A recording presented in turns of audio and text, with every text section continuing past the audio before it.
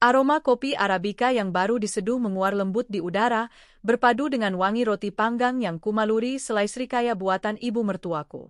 Pagi di rumah kami selalu dimulai dengan ritual yang sama.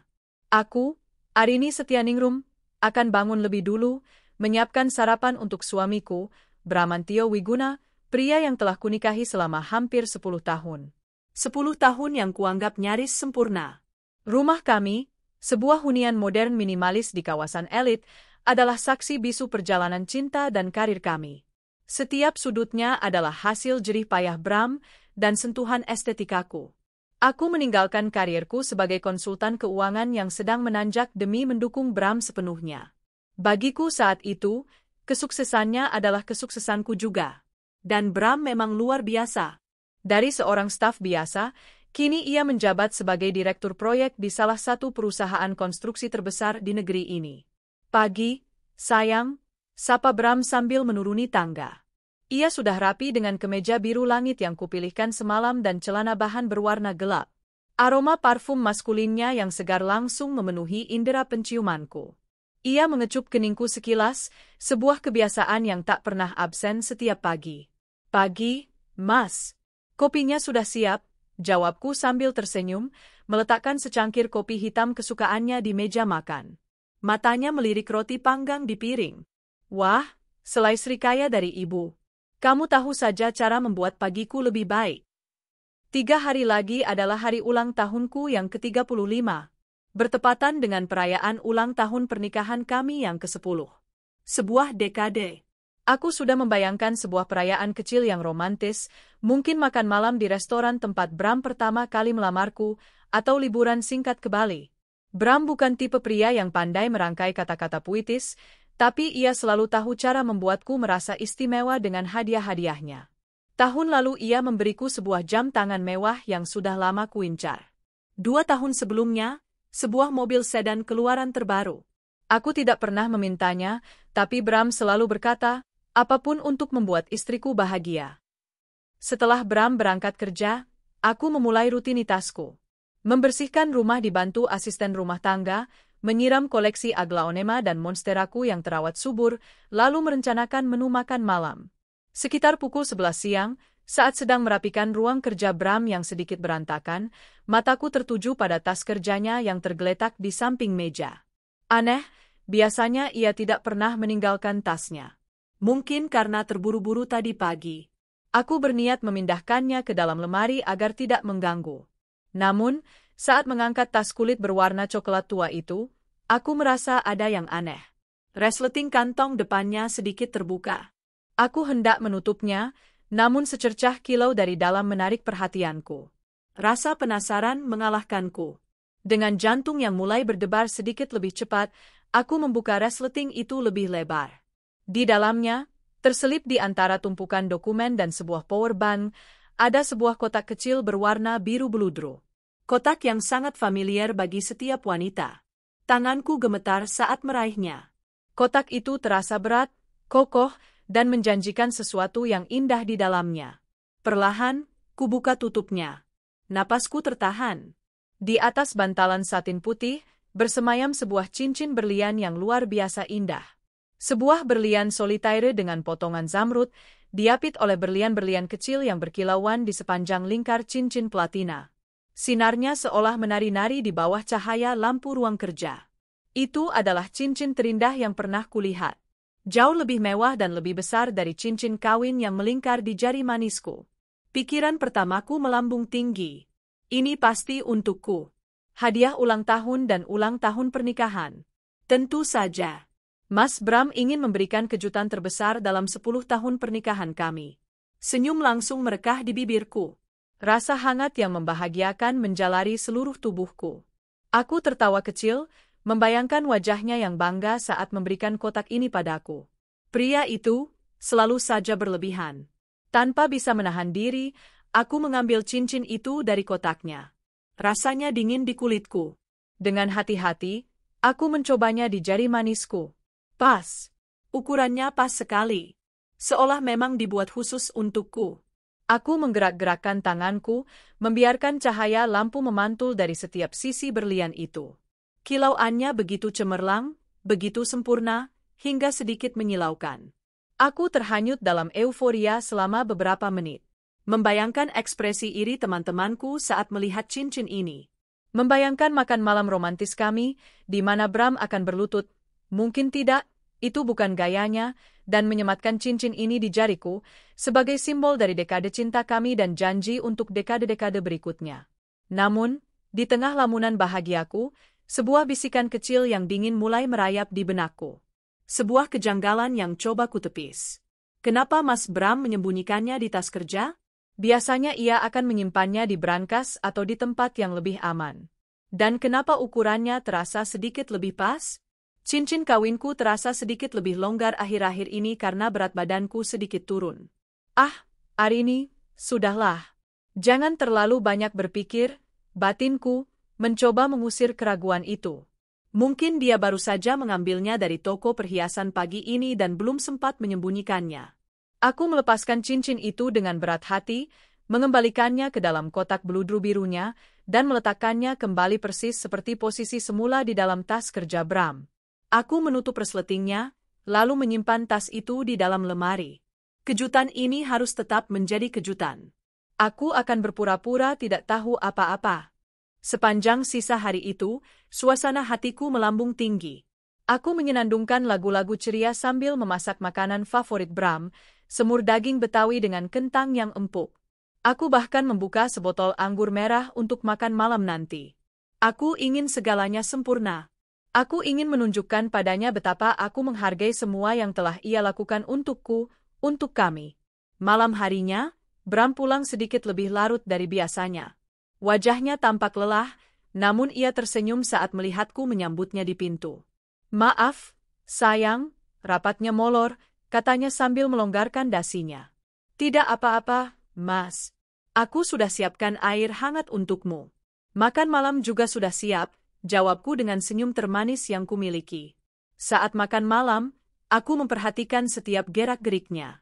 Mencari petunjuk, secercah isyarat bahwa ia sedang menyembunyikan sebuah rahasia besar yang membahagiakan. Namun, tak ada yang aneh. Ia makan dengan lahap, memuji masakanku seperti biasa, dan menceritakan tentang kliennya dari Jepang yang sangat detail dan alot dalam negosiasi. Proyek besar, Rin. Kalau ini berhasil, posisiku bisa naik lagi, katanya dengan mata berbinar penuh ambisi. Aku yakin Mas Bram pasti bisa, sahutku tulus, menuangkan anggur ke gelasnya. Aku selalu mendukungmu. Ia tersenyum, meraih tanganku di atas meja. Aku tahu. Terima kasih, ya. Kamu istri terbaik.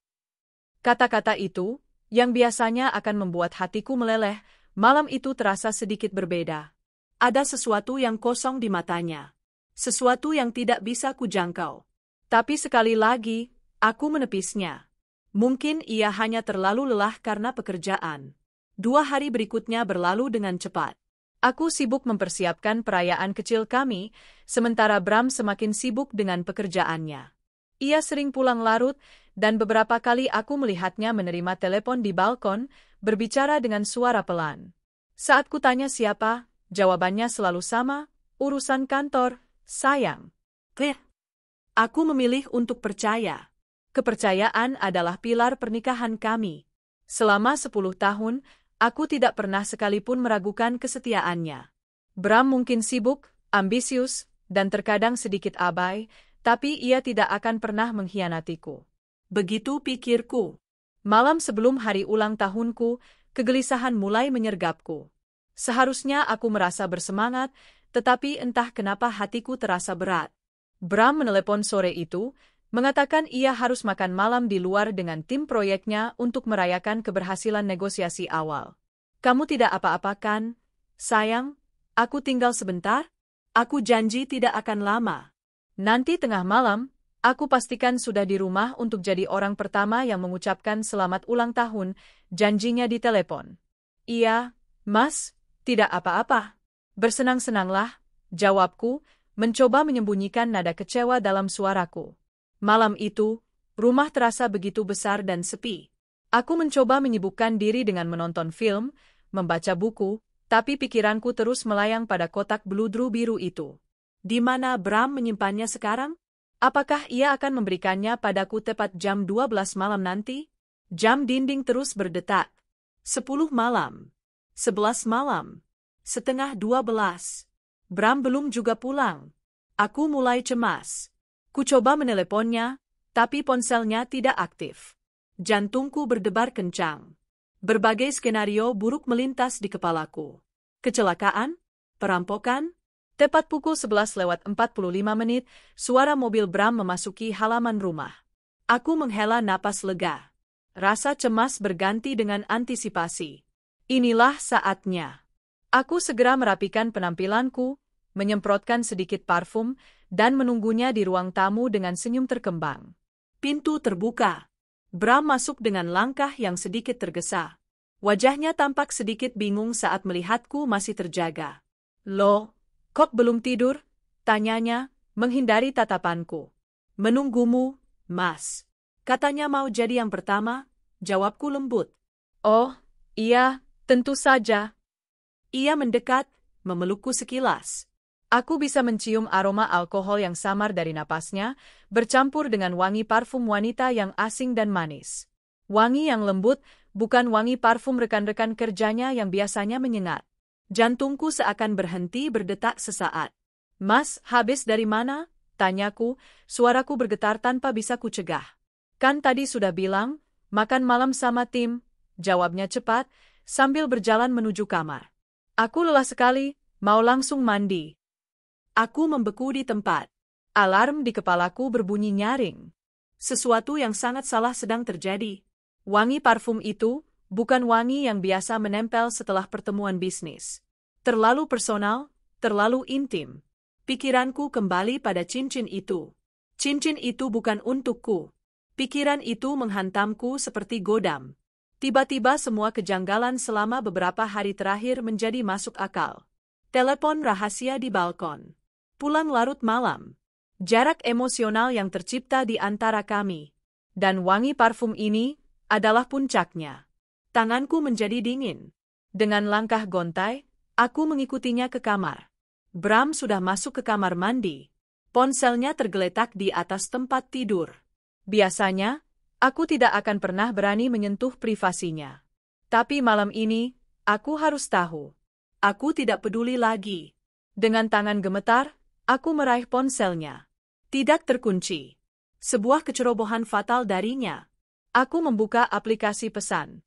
Jantungku serasa diremas saat melihat nama kontak teratas yang disematkan, Rania, Proyek Sentosa. Sebuah nama samaran yang cerdas.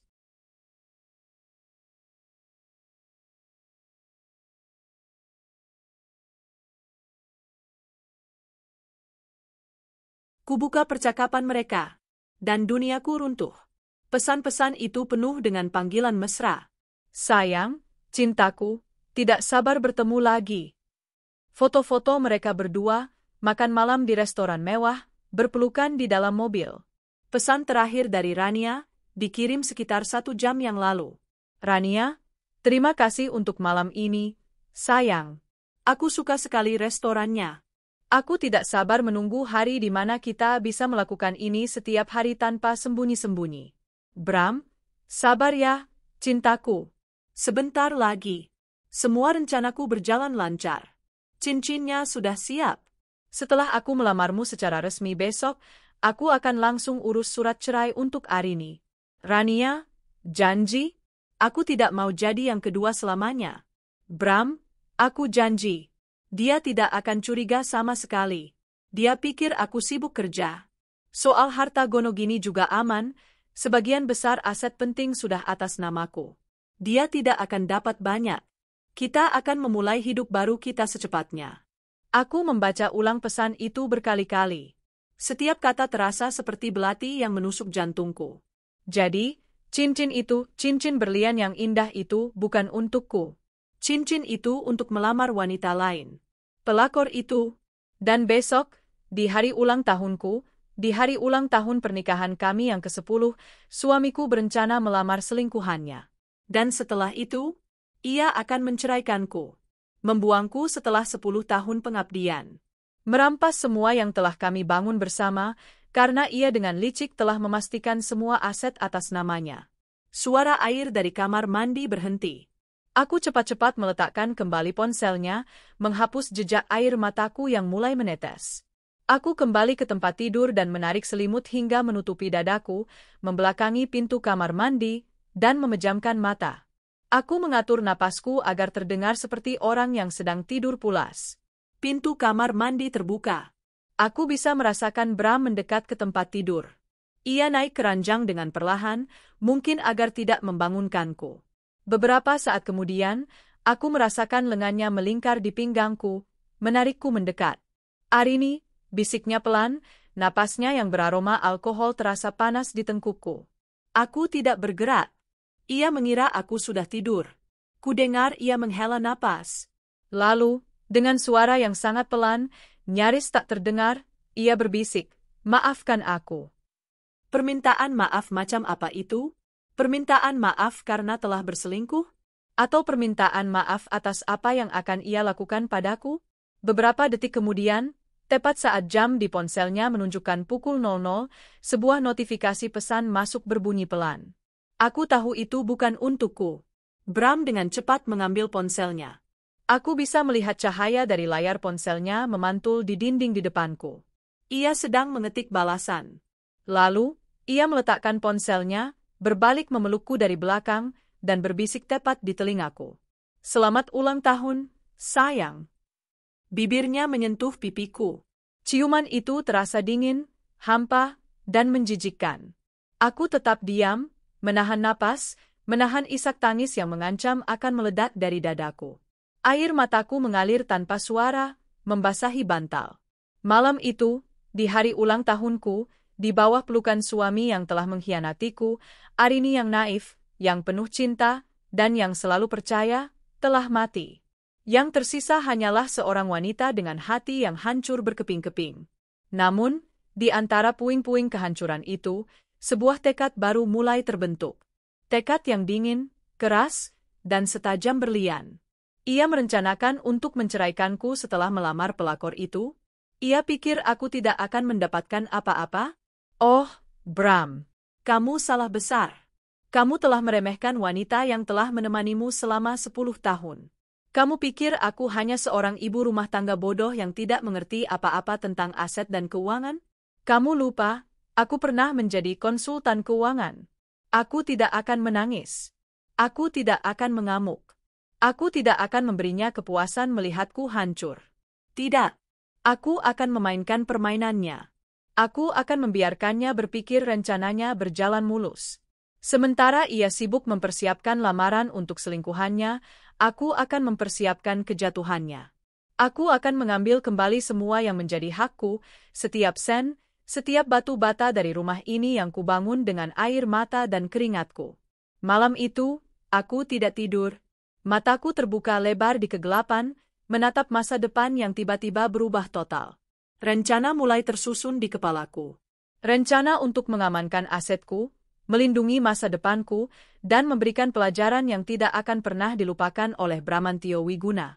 Ia akan melamar wanita itu dengan cincin berlian. Biarlah.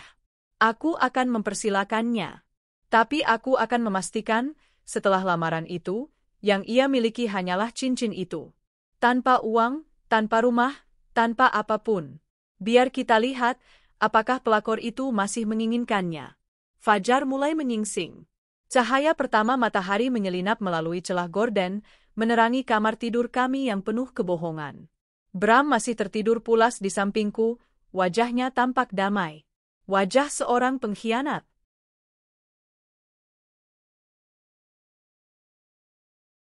Aku bangkit dari tempat tidur dengan gerakan tanpa suara.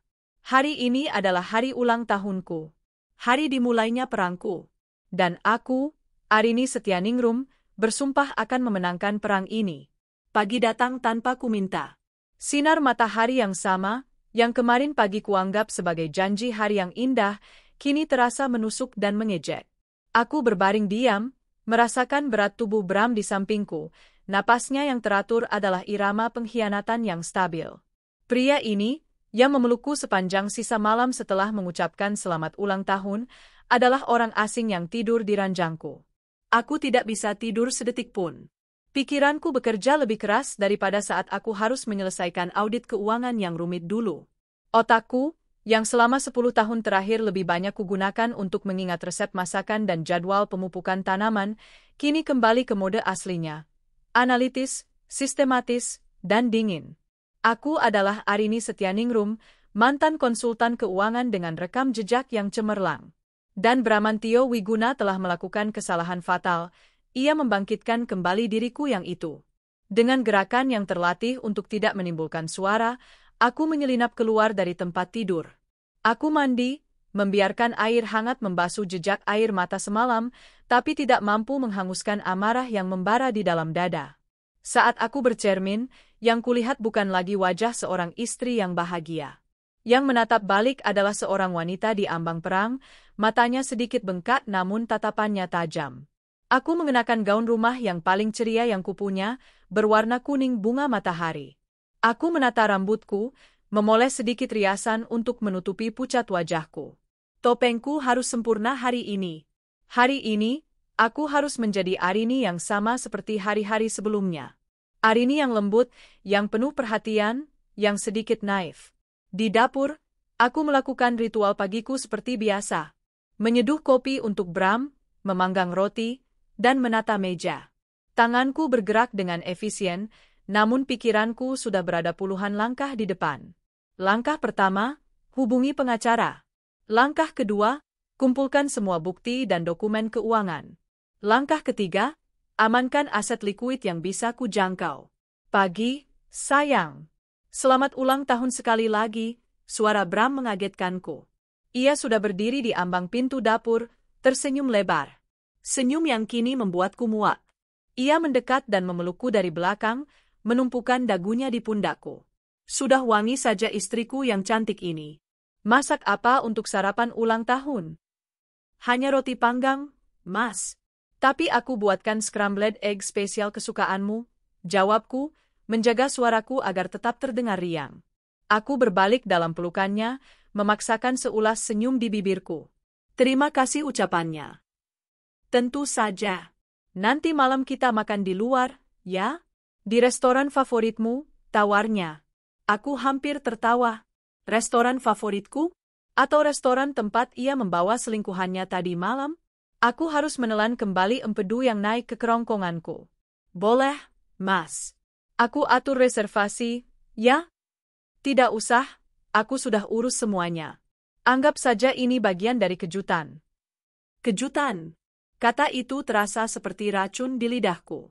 Kejutan sesungguhnya adalah cincin berlian yang sedang menanti jari wanita lain. Setelah sarapan, saat ia bersiap-siap untuk berangkat kerja, ia memanggilku ke kamar. Di atas tempat tidur, tergeletak sebuah kotak hadiah berukuran sedang, terbungkus kertas kado mewah. Ini, untukmu, katanya sambil menyerahkannya padaku. Tanganku sedikit gemetar saat menerimanya. Aku tahu isinya bukan cincin. Cincin itu terlalu berharga untuk diberikan kepadaku. Aku membuka bungkusnya dengan perlahan, berpura-pura menikmati setiap momennya. Di dalamnya, ada sebuah tas tangan bermerek, model terbaru yang memang pernah kutunjuk di sebuah majalah beberapa minggu lalu. Hadiah yang bagus. Hadiah yang dipikirkan dengan matang oleh seorang suami yang ingin menutupi jejaknya. Suka? Tanyanya, matanya mengawasiku dengan saksama. Suka sekali, Mas. Terima kasih banyak, seruku, memeluknya erat. Aku memeluknya untuk menyembunyikan ekspresi wajahku. Aku memeluk monster ini sambil membayangkan cara terbaik untuk menghancurkannya. Kamu selalu tahu apa yang aku mau. Apapun untukmu, sayang, bisiknya. Kalimat yang sama. Kalimat yang sekarang terdengar kosong dan penuh kebohongan.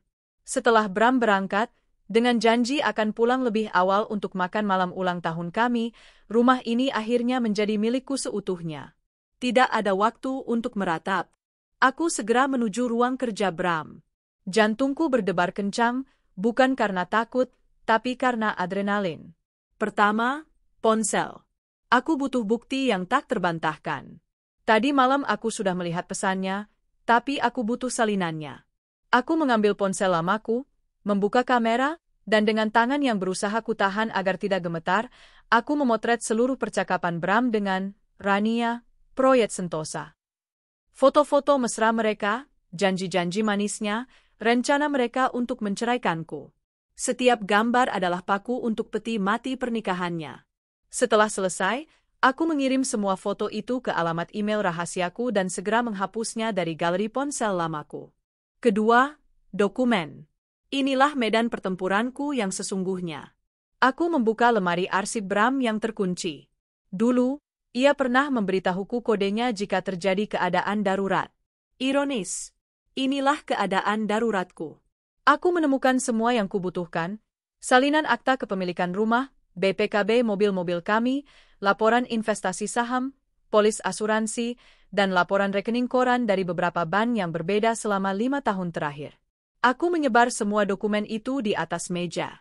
Mataku memindai setiap baris dan angka dengan kecepatan dan ketepatan yang telah lama tidak kugunakan.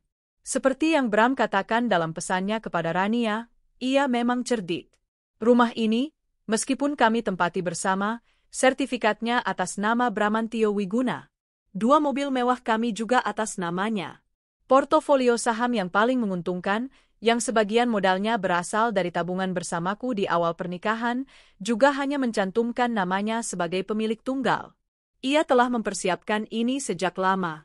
Secara perlahan dan sistematis, ia memastikan bahwa secara hukum, aku tidak memiliki banyak klaim. Ia pikir aku tidak akan menyadarinya. Ia pikir aku, Arini si ibu rumah tangga, terlalu sibuk dengan bunga dan resep kue. Namun, ia membuat satu kesalahan. Ada satu rekening deposito bersama yang kami buka 5 tahun lalu untuk dana pensiun. Jumlahnya sangat signifikan, cukup untuk membeli sebuah apartemen mewah di pusat kota. Mungkin ia lupa, atau mungkin ia belum sempat memindahkannya. Rekening itu membutuhkan tanda tangan kami berdua untuk dicairkan sebelum jatuh tempo.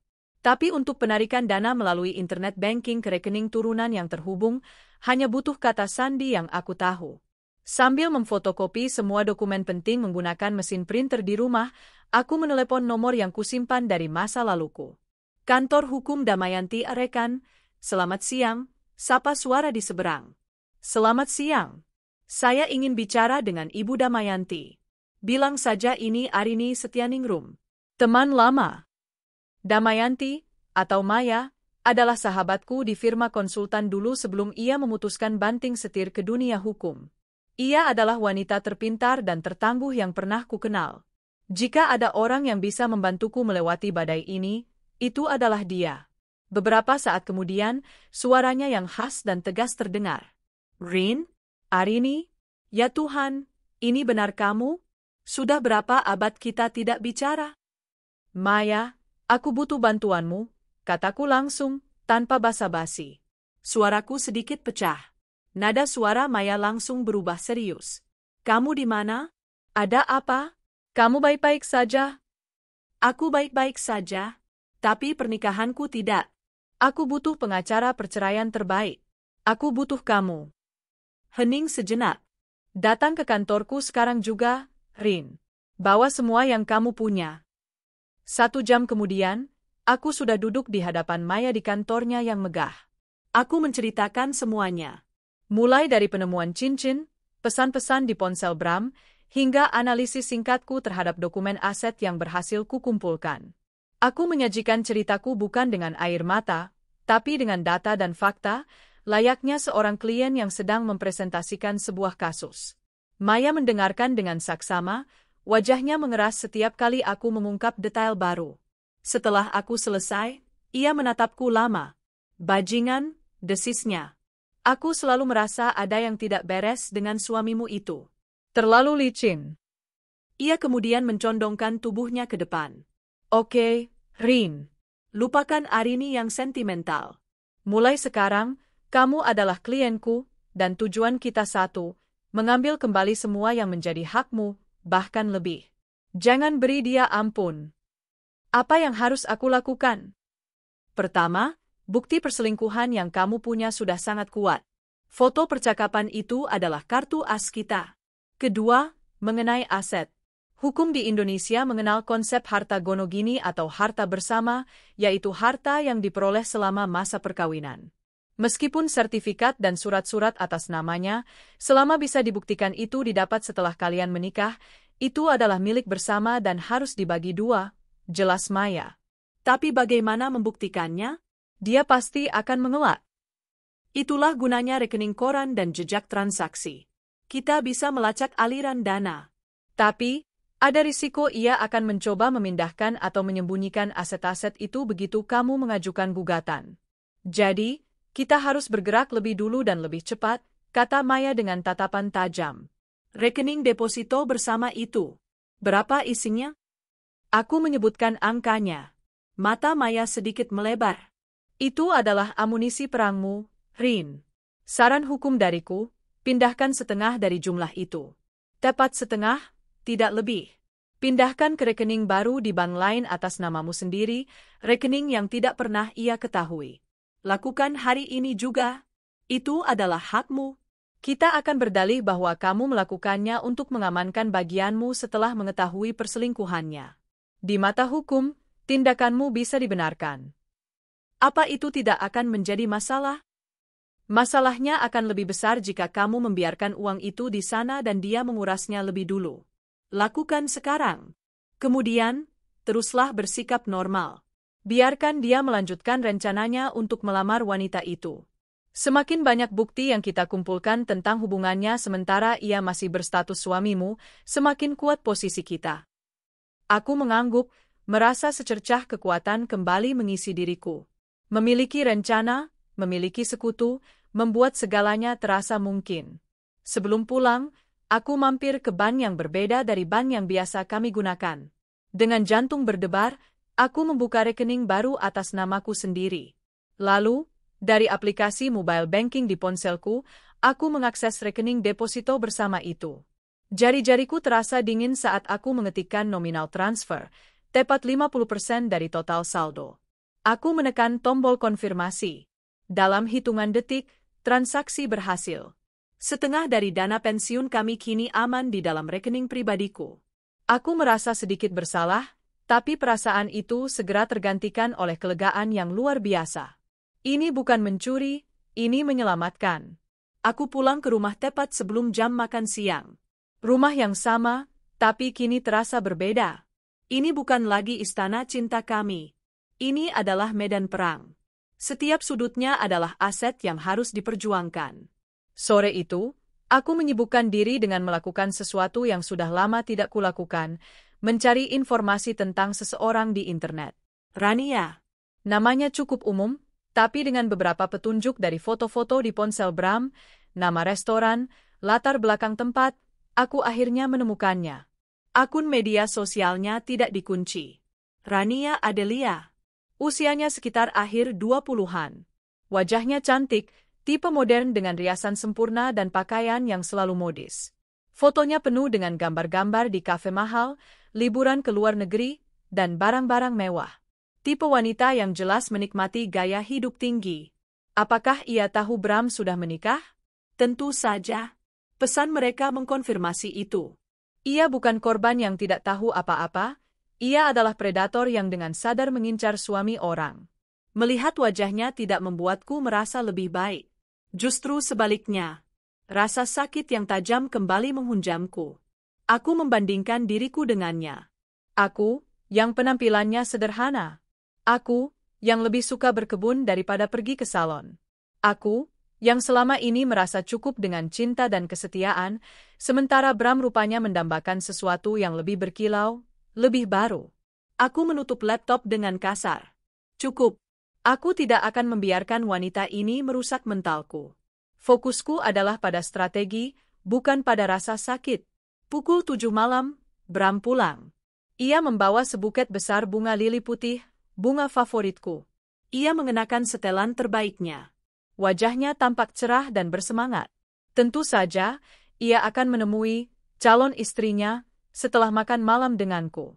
Wow, kamu cantik sekali malam ini, pujinya saat melihatku sudah siap dengan gaun sutra berwarna marun. Kamu juga tampan sekali, Mas, balasku, tersenyum. Senyumku terasa kaku di bibir. Makan malam di restoran berlangsung seperti adegan dalam sebuah film yang surreal. Kami berbicara, tertawa, mengenang masa-masa awal pernikahan kami. Bram memesan anggur termahal, bersulang untuk ulang tahunku, untuk kebahagiaan kami. Setiap kata-katanya adalah dusta. Setiap senyumnya adalah topeng. Dan aku membalasnya dengan permainanku sendiri, menjadi istri yang penuh puja dan puji, yang menatapnya dengan mata berbinar seolah ia adalah pusat duniaku. Di dalam tas tangan baruku, hadiah darinya, ponselku bergetar. Sebuah pesan dari Maya. Maya, sudah kulacak. Cincin itu dibeli di Venceo Jewelry 3 hari lalu. Transaksi menggunakan kartu kredit atas nama Bramantio Wiguna. Tagihannya akan datang bulan depan. Simpan pesan ini. Ini bukti tambahan. Aku membaca pesan itu di bawah meja. Hatiku terasa dingin seperti es. Jadi, bahkan cincin untuk pelakor itu pun dibeli menggunakan dana yang seharusnya menjadi bagian dari harta bersama kami. Kenapa, sayang? Kok melamun? Tanya Bram, menyadarkanku. Aku mengangkat kepalaku, kembali memasang senyum terbaikku. Tidak apa-apa, Mas. Aku hanya terlalu bahagia. Terima kasih untuk semuanya. Ini ulang tahun terbaikku. Ia tampak puas dengan jawabanku. Setelah makan malam, dalam perjalanan pulang, ia berkata, "Sayang, besok aku harus keluar kota, ada urusan proyek mendadak di Bandung. Mungkin menginap 1 malam." Aku tahu. Tentu saja aku tahu. Bandung adalah nama lain dari melamar Rania.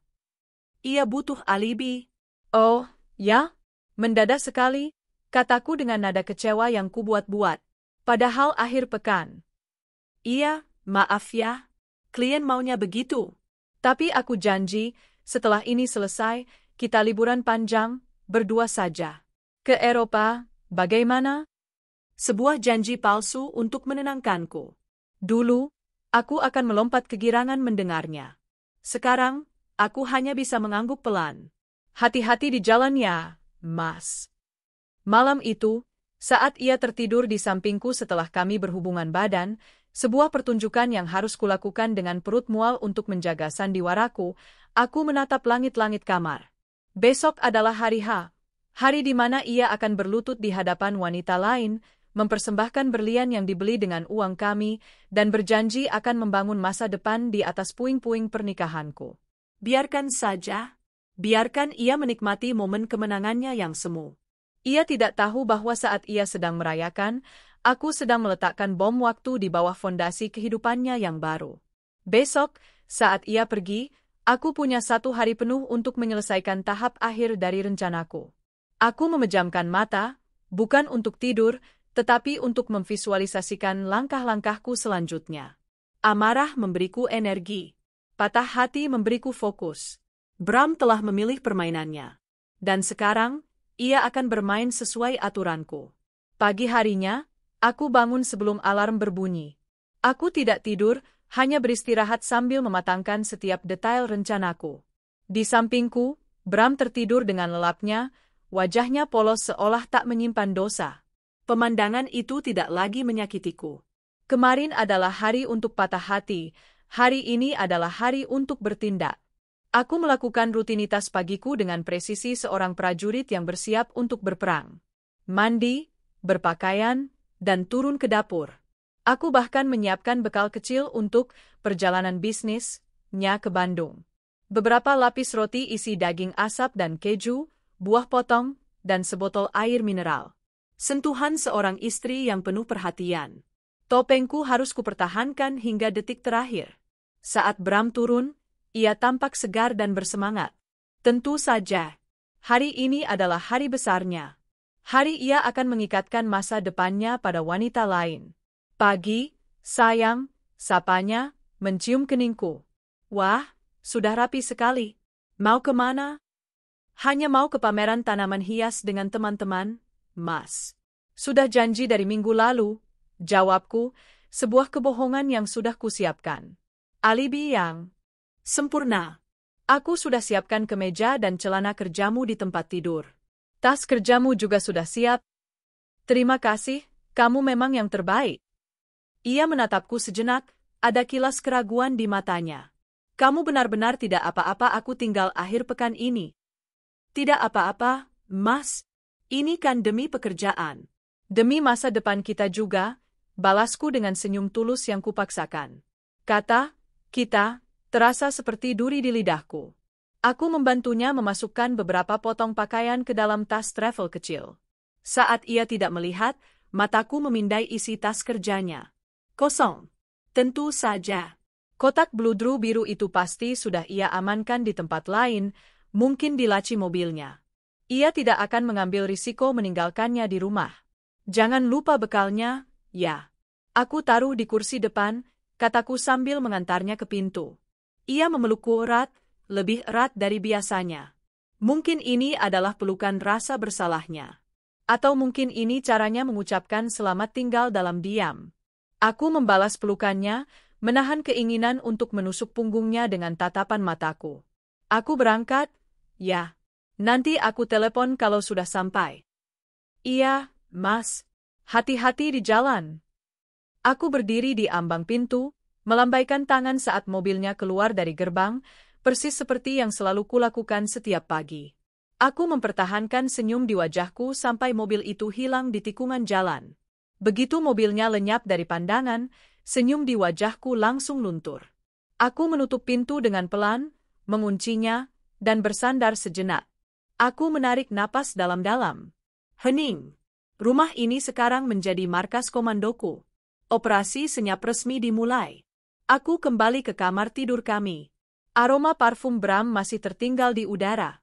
Aku membuka jendela lebar-lebar, membiarkan angin pagi meniup pergi sisa-sisa kehadirannya. Langkah pertamaku adalah mengambil ponsel dan menghubungi nomor yang sudah disimpan oleh Maya untukku. Selamat pagi, dengan Bima Movers. Ada yang bisa kami bantu? Selamat pagi. Saya Arini. Saya ingin memesan layanan pengepakan dan penyimpanan barang. Aku mengatur jadwal agar mereka datang besok pagi, hari Minggu. Saat Bram seharusnya masih berada di Bandung. Aku memesan layanan penuh. Mereka akan membawa box, mengepak, dan mengangkut barang-barang yang kutunjuk ke unit penyimpanan yang telah kusewa atas nama gadisku. Semuanya harus bersih dan cepat. Setelah itu, aku mulai bekerja. Dengan daftar yang sudah kusimpan di kepalaku, aku bergerak dari satu ruangan ke ruangan lain. Aku bukan sedang berkemas untuk pindah, aku sedang melakukan audit dan reklamasi aset. Aku mulai dari lemari pakaian. Semua pakaian, tas, sepatu, dan aksesoris milikku kupisahkan. Tas tangan baru pemberian ulang tahunnya kemarin kuletakkan di tumpukan paling atas. Hadiah dari uang haram. Akan kujual nanti. Semua perhiasanku, hadiah dari orang tuaku, warisan nenekku, dan beberapa yang kubeli sendiri, kukumpulkan dalam satu kotak. Cincin kawin dan semua perhiasan pemberian Bram selama 10 tahun pernikahan, kutinggalkan di kotak perhiasannya di atas meja rias. Aku tidak mau membawa apapun yang bisa mengingatkanku padanya. Aku beralih ke ruang kerja. Aku mengambil kembali koleksi buku-buku edisi pertamaku, laptop pribadiku, dan semua dokumen pribadiku. Akta kelahiranku, ijazahku, portofolio kerjaku dulu. Aku mengumpulkan kembali identitasku yang sempat terkubur. Di ruang keluarga, aku menurunkan beberapa lukisan karya seniman lokal yang kubeli dari hasil investasiku sendiri sebelum menikah. Aku menggulungnya dengan hati-hati. Aku juga mengemasi koleksi piringan hitam milikku. Setiap barang yang kupilih memiliki cerita tentang diriku sebelum dan selama menjadi istri Bram, tetapi yang tidak ada sangkut pautnya dengan kontribusi finansialnya. Ini adalah pemisahan yang cermat dan tanpa ampun. Di tengah-tengah kegiatan itu, saat sedang menurunkan sebuah foto pernikahan kami yang berukuran besar dari dinding, tanganku berhenti. Di foto itu, kami berdua tersenyum bahagia. Bram menatapku dengan tatapan memuja, dan aku menatapnya seolah ia adalah seluruh duniaku. Kami tampak begitu muda, begitu penuh harapan. Tiba-tiba, bendungan yang kubangun semalaman jebol. Isak tangis yang kutahan akhirnya meledak. Aku jatuh terduduk di lantai, memeluk bingkai foto itu erat-erat. Rasa sakitnya begitu nyata, begitu fisik, seolah ada tangan raksasa yang meremukkan dadaku. 10 tahun. 10 tahun hidupku kupersembahkan untuk pria ini. Aku mendukungnya, merawatnya, mencintainya dengan segenap hatiku. Dan beginilah balasannya. Aku menangis sejadi-jadinya. Menangisi Arini yang naif. Menangisi cinta yang kukira abadi. Menangisi masa depan yang direnggut dariku. Aku membiarkan diriku tenggelam dalam kesedihan itu selama 15 menit. Aku memberinya batas waktu. Setelah itu, aku menyeka air mataku dengan punggung tangan. Aku menatap kembali wajah Arini di foto itu, gadis lugu yang tersenyum bahagia. Sudah cukup, bisikku pada diriku di masa lalu itu. Waktumu sudah habis. Sekarang giliranku. Aku meletakkan foto itu menghadap ke dinding. Aku tidak menghancurkannya. Aku akan membiarkan Bram menemukannya seperti itu. Biarkan itu menjadi simbol dari apa yang telah ia lakukan pada pernikahan kami. Aku bangkit, wajahku basah oleh air mata tapi tekadku semakin membara. Tidak ada waktu lagi untuk bersedih. Sesuai jadwal, pukul 11 siang aku pergi menemui Pak Tirtayasa, seorang penasihat keuangan independen yang direkomendasikan Maya. Kantornya kecil dan tidak mencolok, tersembunyi di sebuah ruko yang tenang. Pak Tirta adalah seorang pria parubaya yang kalem dengan kacamata tebal, tipe orang yang lebih nyaman dengan angka daripada manusia. Aku menyerahkan salinan dokumen-dokumen keuangan yang berhasil kukumpulkan. Ia mempelajarinya dengan teliti, sesekali bergumam dan membuat catatan di buku notesnya. Suami Anda sangat sistematis, komentarnya setelah hampir 1 jam memeriksa. Hampir semua aset produktif dialihkan ke rekening atas nama pribadinya dalam 3 tahun terakhir. Polanya sangat jelas. Ia sedang mempersiapkan jalan keluar. Kata-kata itu mengkonfirmasi kecurigaanku dan membuatnya terasa lebih menyakitkan. Ini bukan perselingkuhan sesaat. Ini adalah sebuah rencana jangka panjang. Apakah masih ada harapan untukku? Tanyaku. Harapan selalu ada, Bu Arini, jawabnya tenang. Hukum harta bersama cukup kuat. Selama ibu bisa membuktikan sumber dana dari aset-aset tersebut berasal dari pendapatan selama masa pernikahan, ibu berhak atas setengahnya. Dan disinilah rekening koran dan jejak transaksi yang ibu bawa ini menjadi emas. Ia kemudian menunjukkan sesuatu yang luput dari perhatianku. Sebuah polis asuransi jiwa unit link dengan nilai investasi yang sangat besar. Tertanggungnya adalah Bram, dan penerima manfaatnya bukan aku. Penerima manfaatnya adalah adiknya, dengan klausul bahwa jika adiknya berhalangan, akan jatuh ke tangan ahli waris sesuai hukum. Sebuah cara licik untuk menyembunyikan dana investasi dalam produk asuransi. Kita bisa mengajukan klaim atas nilai investasi dari polis ini, karena premi dibayarkan selama masa pernikahan kalian, jelas Pak Tirta. Ini akan menjadi pertarungan yang alot, tapi bukan tidak mungkin. Aku meninggalkan kantor Pak Tirta dengan informasi baru yang sangat berharga dan daftar tugas yang lebih panjang. Maya benar, aku butuh profesional untuk membantuku menavigasi labirin keuangan yang telah diciptakan Bram. Langkahku selanjutnya adalah Banu. Aku mencairkan semua dana dari rekening rumah tangga bersama yang tersisa, memindahkan setengahnya, bagianku, ke rekening rahasiaku. Sisanya kubiarkan. Biarlah ia bertanya-tanya kemana perginya uang itu nanti. Sore harinya, aku kembali ke rumah. Energi dari amarah dan adrenalin mulai menipis, digantikan oleh kelelahan yang luar biasa. Namun, pekerjaanku belum selesai. Aku menghabiskan sisa sore itu untuk melakukan hal yang paling menyakitkan, menyortir kenangan.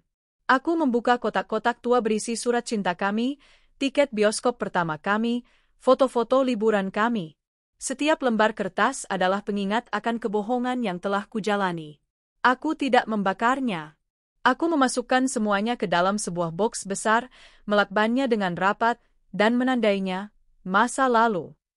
Boks ini akan kutinggalkan untuknya. Biarlah ia yang memutuskan apa yang akan ia lakukan dengan tumpukan kebohongan itu. Menjelang malam, saat langit mulai menggelap, aku melakukan panggilan terakhir hari itu. Selamat malam. Ahli kunci 24 jam. Selamat malam. Saya perlu mengganti semua kunci di rumah saya besok. Bisakah Anda datang pukul 5 sore? Bisa, Bu. Atas nama siapa dan alamatnya? Aku memberikan detailnya.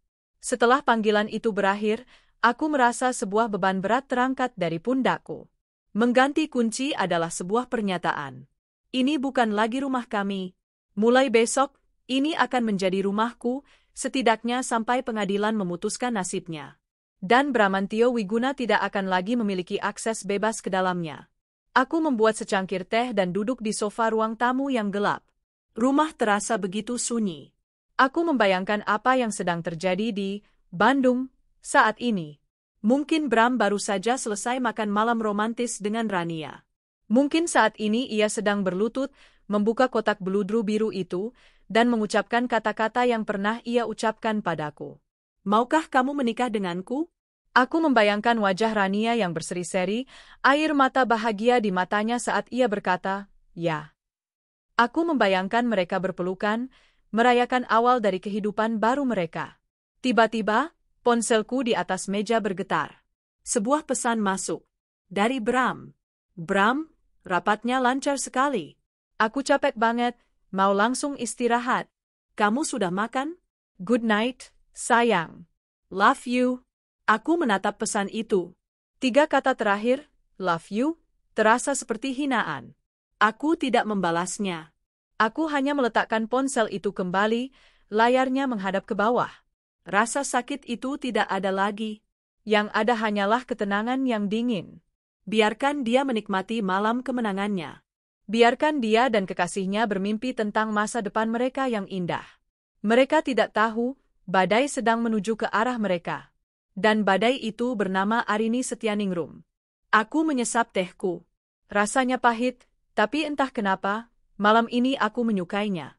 Besok, para pengangkut barang akan datang. Lusa, aku akan menemui Maya lagi dengan semua bukti baru yang kumiliki. Permainan catur ini baru saja dimulai. Dan aku baru saja memajukan pion pertamaku dengan sangat meyakinkan.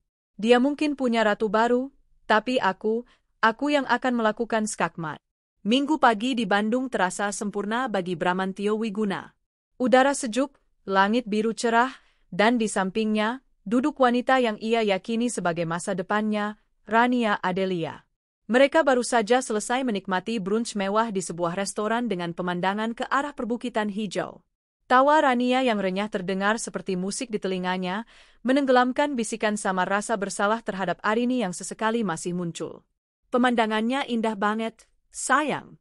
Kamu selalu tahu tempat-tempat terbaik, ujar Rania sambil menyandarkan kepalanya di bahu Bram. Tempat terbaik hanya untuk wanita terbaik, jawab Bram, mencium puncak kepala Rania. Jantungnya berdebar penuh antisipasi. Inilah saatnya. Seluruh rencana yang telah ia susun dengan hati-hati akan mencapai puncaknya hari ini. Ia sudah memesan kamar suite terbaik di Hotel Bintang 5 tempat mereka menginap. Kamar itu telah ia minta untuk dihias dengan ratusan kelopak mawar putih dan lilin-lilin aromaterapi. Sebotol sampanye mahal sudah didinginkan. Semuanya telah diatur untuk sebuah lamaran yang tak akan terlupakan. Aku punya satu kejutan lagi untukmu, kata Bram sambil tersenyum misterius. Oh ya? Apa itu? Mata Rania berbinar penasaran. Nanti kamu juga tahu. Kita kembali ke hotel dulu, ya? Perjalanan kembali ke hotel terasa singkat. Pikiran Bram dipenuhi bayangan wajah bahagia Rania saat melihat cincin berlian yang tersimpan aman di saku jasnya. Cincin itu adalah simbol dari segalanya, kesuksesannya, kemenangannya, dan awal hidup barunya yang gemilang. Urusan dengan Arini akan ia selesaikan secepatnya setelah ini. Ia sudah membayangkan percakapan itu. Singkat, tegas, dan final. Arini mungkin akan menangis, tapi ia akan menerimanya.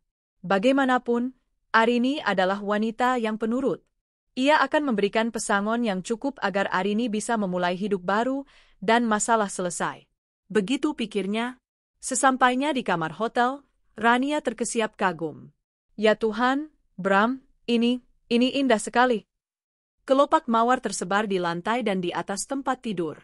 Aroma melati dari lilin memenuhi ruangan. Musik jazz yang lembut mengalun dari pengeras suara. Bram tersenyum puas. Sempurna. Ia menuntun Rania ke tengah ruangan, ke dekat jendela besar yang menyuguhkan pemandangan kota Bandung dari ketinggian. Tangannya meraih kedua tangan Rania, menatap matanya dalam-dalam. Rania Adelia, mulainya, suaranya sedikit bergetar karena gugup dan gembira. Sejak pertama kali bertemu denganmu, aku tahu hidupku tidak akan sama lagi. Kamu membawa warna, gairah, dan kebahagiaan yang sudah lama tidak kurasakan. Aku tidak ingin lagi bersembunyi. Aku tidak ingin lagi membagimu dengan siapapun. Aku ingin menghabiskan sisa hidupku bersamamu, setiap pagi, setiap malam. Dengan gerakan yang telah ia latih di depan cermin, Bram berlutut dengan satu kaki. Ia merogoh saku jasnya dan mengeluarkan kotak beludru biru itu. Ia membukanya perlahan, memperlihatkan kilau berlian yang cemerlang di bawah cahaya sore. Mata Rania melebar, napasnya tertahan. Air mata mulai menggenang di pelupuk matanya. Rania Adelia, maukah kamu menikah denganku? Hening sesaat, yang terasa seperti selamanya bagi Bram. Lalu, Rania mengangguk dengan cepat, air matanya akhirnya jatuh. Ya. Ya, aku mau, Bram. Tentu saja aku mau. Bram menghela napas lega. Euforia membuncah di dadanya. Ia mengambil cincin itu dan menyematkannya di jari manis Rania. Ukurannya pas. Cincin itu tampak begitu indah di tangan Rania yang terawat. Ia bangkit, dan Rania langsung menghambur ke dalam pelukannya, menciumnya dengan penuh gairah. Aku wanita paling bahagia di dunia, bisik Rania di sela-sela ciumannya. Dan aku pria paling beruntung, balas Bram. Mereka merayakannya dengan membuka sampanye, bersulang untuk masa depan mereka. Mereka bercinta dengan gairah yang meluap-luap di antara kelopak mawar dan janji-janji masa depan yang cerah. Bram merasa seperti raja dunia. Semuanya berjalan sesuai rencana. Bahkan lebih baik dari yang ia bayangkan. Masalah pertama muncul saat mereka check out dari hotel sore itu. Totalnya jadi Rp27.300.000, Pak Bramantio, kata resepsionis dengan ramah. Oke, kata Bram santai, mengeluarkan kartu kredit platinum andalannya dari dompet. Resepsionis menggesek kartu itu. Sekali, dua kali. Wajahnya sedikit bingung. Mohon maaf, Pak. Kartunya ditolak. Bram mengerutkan kening. Ditolak? Tidak mungkin. Coba lagi. Resepsionis mencoba lagi. Hasilnya sama. Masih tidak bisa, Pak. Mungkin Bapak mau coba kartu lain. Rasa jengkel mulai menjalari Bram. Ia mengeluarkan kartu kreditnya yang lain, dari bank yang berbeda. Hasilnya sama. Ditolak. Keringat dingin mulai membasahi pelipisnya. Rania, yang berdiri di sampingnya, menatapnya dengan cemas. Ada masalah, sayang? Tidak, mungkin hanya gangguan jaringan, jawab Bram, mencoba terdengar tenang. Saya bayar pakai kartu debit saja. Ia menyerahkan kartu debit dari rekening gajinya. Ditolak. Saldo tidak mencukupi, bisik resepsionis itu, berusaha menjaga privasi. Wajah Bram memucat. Saldo tidak mencukupi? Itu mustahil.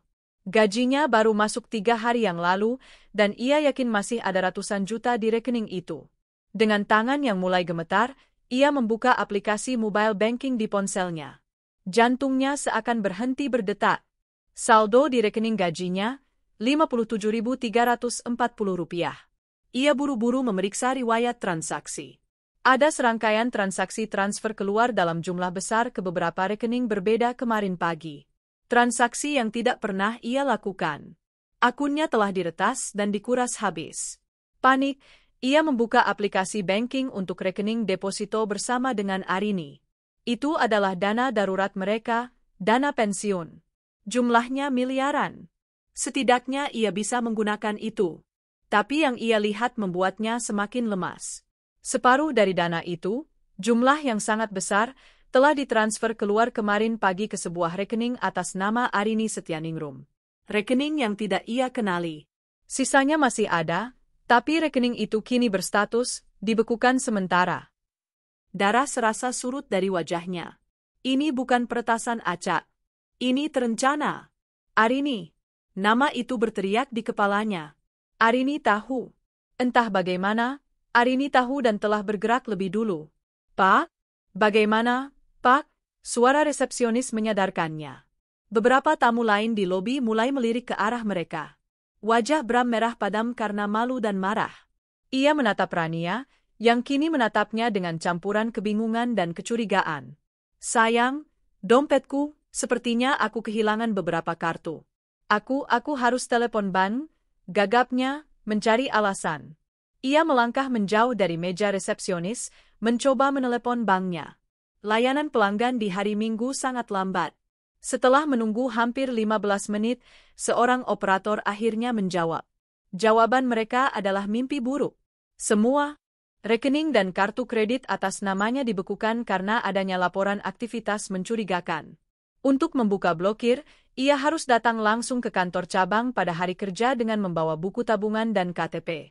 Pada akhirnya, dengan rasa malu yang luar biasa, Bram harus meminta Rania untuk membayar tagihan hotel itu dengan kartu kreditnya. "Kamu yakin kamu baik-baik saja, Bram?" tanya Rania di dalam mobil dalam perjalanan pulang ke Jakarta. Nadanya tidak lagi sehangat tadi pagi. Ada keraguan yang dingin di sana. "Iya, sayang, aku baik-baik saja. Hanya masalah administrasi bank. Besok pagi aku urus, semua akan beres," jawab Bram, suaranya tegang. Pikirannya berkecamuk. Ia harus segera pulang. Ia harus bicara dengan Arini. Ia harus mendapatkan penjelasan. Kemarahan yang membara mulai membakar habis euforia lamarannya. Perjalanan ke Jakarta terasa seperti perjalanan menuju neraka. Bram mengemudi dengan kecepatan tinggi, mengabaikan ocehan Rania yang mulai mempertanyakan kestabilan keuangannya. Ia hanya ingin cepat sampai di rumah. Malam telah tiba saat ia akhirnya tiba di depan gerbang rumahnya. Ia menurunkan Rania di apartemennya dengan janji akan meneleponnya besok setelah semua masalah bank selesai. Ia bisa merasakan jarak yang tiba-tiba tercipta di antara mereka. Lamaran yang sempurna telah dinodai oleh insiden memalukan di hotel. Dengan amarah yang memuncak, ia memarkir mobilnya di garasi. Ia melompat keluar, bahkan tidak peduli untuk menutup pintu mobil dengan benar. Ia menghampiri pintu depan dan mencoba membukanya dengan kuncinya. Kunci itu masuk, tapi tidak bisa berputar. Ia mencobanya lagi. Tetap tidak bisa. Ia mencoba kunci serep yang ia simpan di dompet. Hasilnya sama. Seolah-olah lubang kuncinya telah diubah. "Arini," teriaknya sambil menggedor-gedor pintu. "Arini, buka pintunya." Tidak ada jawaban. Lampu di dalam rumah padam. Hanya lampu teras yang menyala, menyoroti wajahnya yang penuh amarah dan kebingungan. "Arini, aku tahu kamu di dalam. Jangan main-main denganku." Ia menggedor lebih keras, bahunya menghantam pintu kayu yang kokoh itu. Sia-sia, pintu itu tidak bergeming. Ia mengeluarkan ponselnya untuk menelepon Arini. Panggilannya langsung dialihkan ke pesan suara. Ia mencoba mengirim pesan. Tidak terkirim. Ia telah diblokir. Kenyataan menghantamnya seperti sebuah truk. Kunci diganti. Panggilannya diblokir. Uangnya hilang. Arini tidak hanya tahu, Arini telah menyatakan perang. Ia berjalan mondar-mandir di depan rumahnya sendiri, seperti orang gila. Rumah yang ia bangun. Rumah yang sertifikatnya atas namanya. Dan kini, ia terkunci di luar seperti seorang pencuri. Ia mengintip dari jendela. Ruang tamu tampak kosong. Tidak seperti biasanya. Firasat buruk menyelimutinya. Dengan putus asa, ia pergi ke bagian belakang rumah, mencoba mencari jalan masuk lain. Semua jendela dan pintu terkunci rapat. Tepat saat itu, ponselnya berdering. Nama Maya tertera di layar. Pengacara teman Arini. Dengan tangan gemetar, Bram menjawabnya. "Halo? Selamat malam, Bapak Bramantio Wiguna," sapa suara dingin dan profesional Damayanti. "Saya menelepon atas nama klien saya, Ibu Arini Setianingrum. Saya hanya ingin memberitahu Anda secara informal bahwa surat gugatan cerai akan didaftarkan besok pagi di Pengadilan Agama. Bersamaan dengan itu, kami juga mengajukan permohonan sita marital terhadap seluruh aset bersama, termasuk rumah yang sedang Anda tempati atau yang sedang Anda coba masuki." Bram terdiam, lidahnya keluh. "Klien saya tidak ingin diganggu malam ini," lanjut Maya. "Semua komunikasi selanjutnya silakan melalui saya. Dan sebagai informasi, kunci rumah telah diganti untuk keamanan klien saya. Anda tidak diizinkan masuk tanpa persetujuan saya atau perintah pengadilan. Selamat malam." Panggilan itu ditutup. Bram berdiri terpaku di halaman rumahnya yang gelap. Ponsel di tangannya terasa begitu berat. Gugatan cerai. Sita aset. Kunci diganti. Arini yang lembut, yang penurut, yang tidak pernah membantah, telah melakukan semua ini? Ia menatap rumah itu. Istananya kini terasa seperti benteng musuh. Ia memikirkan rekeningnya yang kosong, kartu kreditnya yang diblokir. Ia memikirkan Rania, yang kini pasti bertanya-tanya apakah ia telah bertunangan dengan seorang penipu. Lalu ia merogoh sakunya, seolah mencari kepastian. Jarinya menyentuh dompet kulitnya yang tipis, yang kini isinya tak lebih dari beberapa lembar uang ratusan ribu dan kartu-kartu plastik yang tak berguna. Ia tidak punya uang. Ia tidak punya tempat tinggal. Ia bahkan tidak bisa masuk ke rumahnya sendiri untuk mengambil pakaian ganti. Tiba-tiba, ia merasa sangat lelah. Amarahnya surut, digantikan oleh kepanikan dan keputusasaan yang dingin. Ia telah merencanakan segalanya dengan begitu sempurna. Tapi ia melupakan satu variabel terpenting, Arini. Ia telah membangun sebuah istana pasir yang indah bersama Rania, tanpa menyadari bahwa Arini sedang datang membawa gelombang pasang yang akan menyapu bersih semuanya. Malam itu, Bramantio Wiguna, sang direktur proyek yang sukses, sang calon suami yang romantis, berakhir tidur di dalam mobilnya, di depan rumahnya sendiri, dengan perut kosong dan masa depan yang tiba-tiba gelap gulita. Yang ia miliki hanyalah kenangan akan sebuah lamaran yang kini terasa pahit dan sebuah pemahaman yang mengerikan. Ia telah meremehkan wanita yang salah. Bram terbangun dengan sentakan. Lehernya kaku, punggungnya pegal, dan cahaya matahari pagi yang menembus kaca mobil terasa menyilaukan. Selama beberapa detik, ia bingung di mana ia berada. Lalu, ingatan akan peristiwa kemarin malam menghantamnya dengan kekuatan penuh. Penolakan kartu kredit, rekening kosong, kunci yang tak lagi pas, dan panggilan telepon dari pengacara Arini. Ia tidak sedang bermimpi. Ia benar-benar tidur di dalam mobilnya, di depan rumahnya sendiri, seperti seorang gelandangan. Bau pengap dari jas yang ia kenakan semalaman bercampur dengan sisa aroma sampanye dari perayaannya dengan Rania, menciptakan aroma kekalahan yang memuakkan. Ia menatap rumah di hadapannya. Dari luar, semuanya tampak sama. Taman yang terawat, dinding bercat putih gading, jendela-jendela besar yang berkilauan. Tapi ia tahu, di dalamnya, segalanya telah berubah. Tepat saat itu, sebuah truk box berukuran sedang berbelok dan berhenti tepat di depan gerbang rumahnya. Logo, Bima Movers, terpampang besar di sisinya. Jantung Bram mencelos. Beberapa pria berseragam turun dari truk dan mulai membuka pintu belakang, mengeluarkan box-box kardus kosong dan troli. Gerbang rumah terbuka dari dalam. Dan di sana, berdiri Arini. Ia tampak berbeda. Ia tidak mengenakan daster atau gaun rumah yang biasa. Ia memakai celana jeans yang pas di badan, kemeja katun putih yang lengannya digulung hingga siku, dan rambutnya diikat ekor kuda yang rapi. Wajahnya tanpa riasan, namun matanya yang dulu selalu menatapnya dengan lembut, kini tampak tegas dan fokus. Ia terlihat lebih muda, lebih berenergi, dan sangat berkuasa. Ia sedang berbicara dengan salah seorang petugas, menunjuk ke arah dalam rumah, memberikan instruksi dengan gerakan tangan yang lugas. Amarah kembali mendidih dalam diri Bram. Ia keluar dari mobil, pakaiannya kusut dan wajahnya belum tercuci, dan berjalan cepat ke arah gerbang.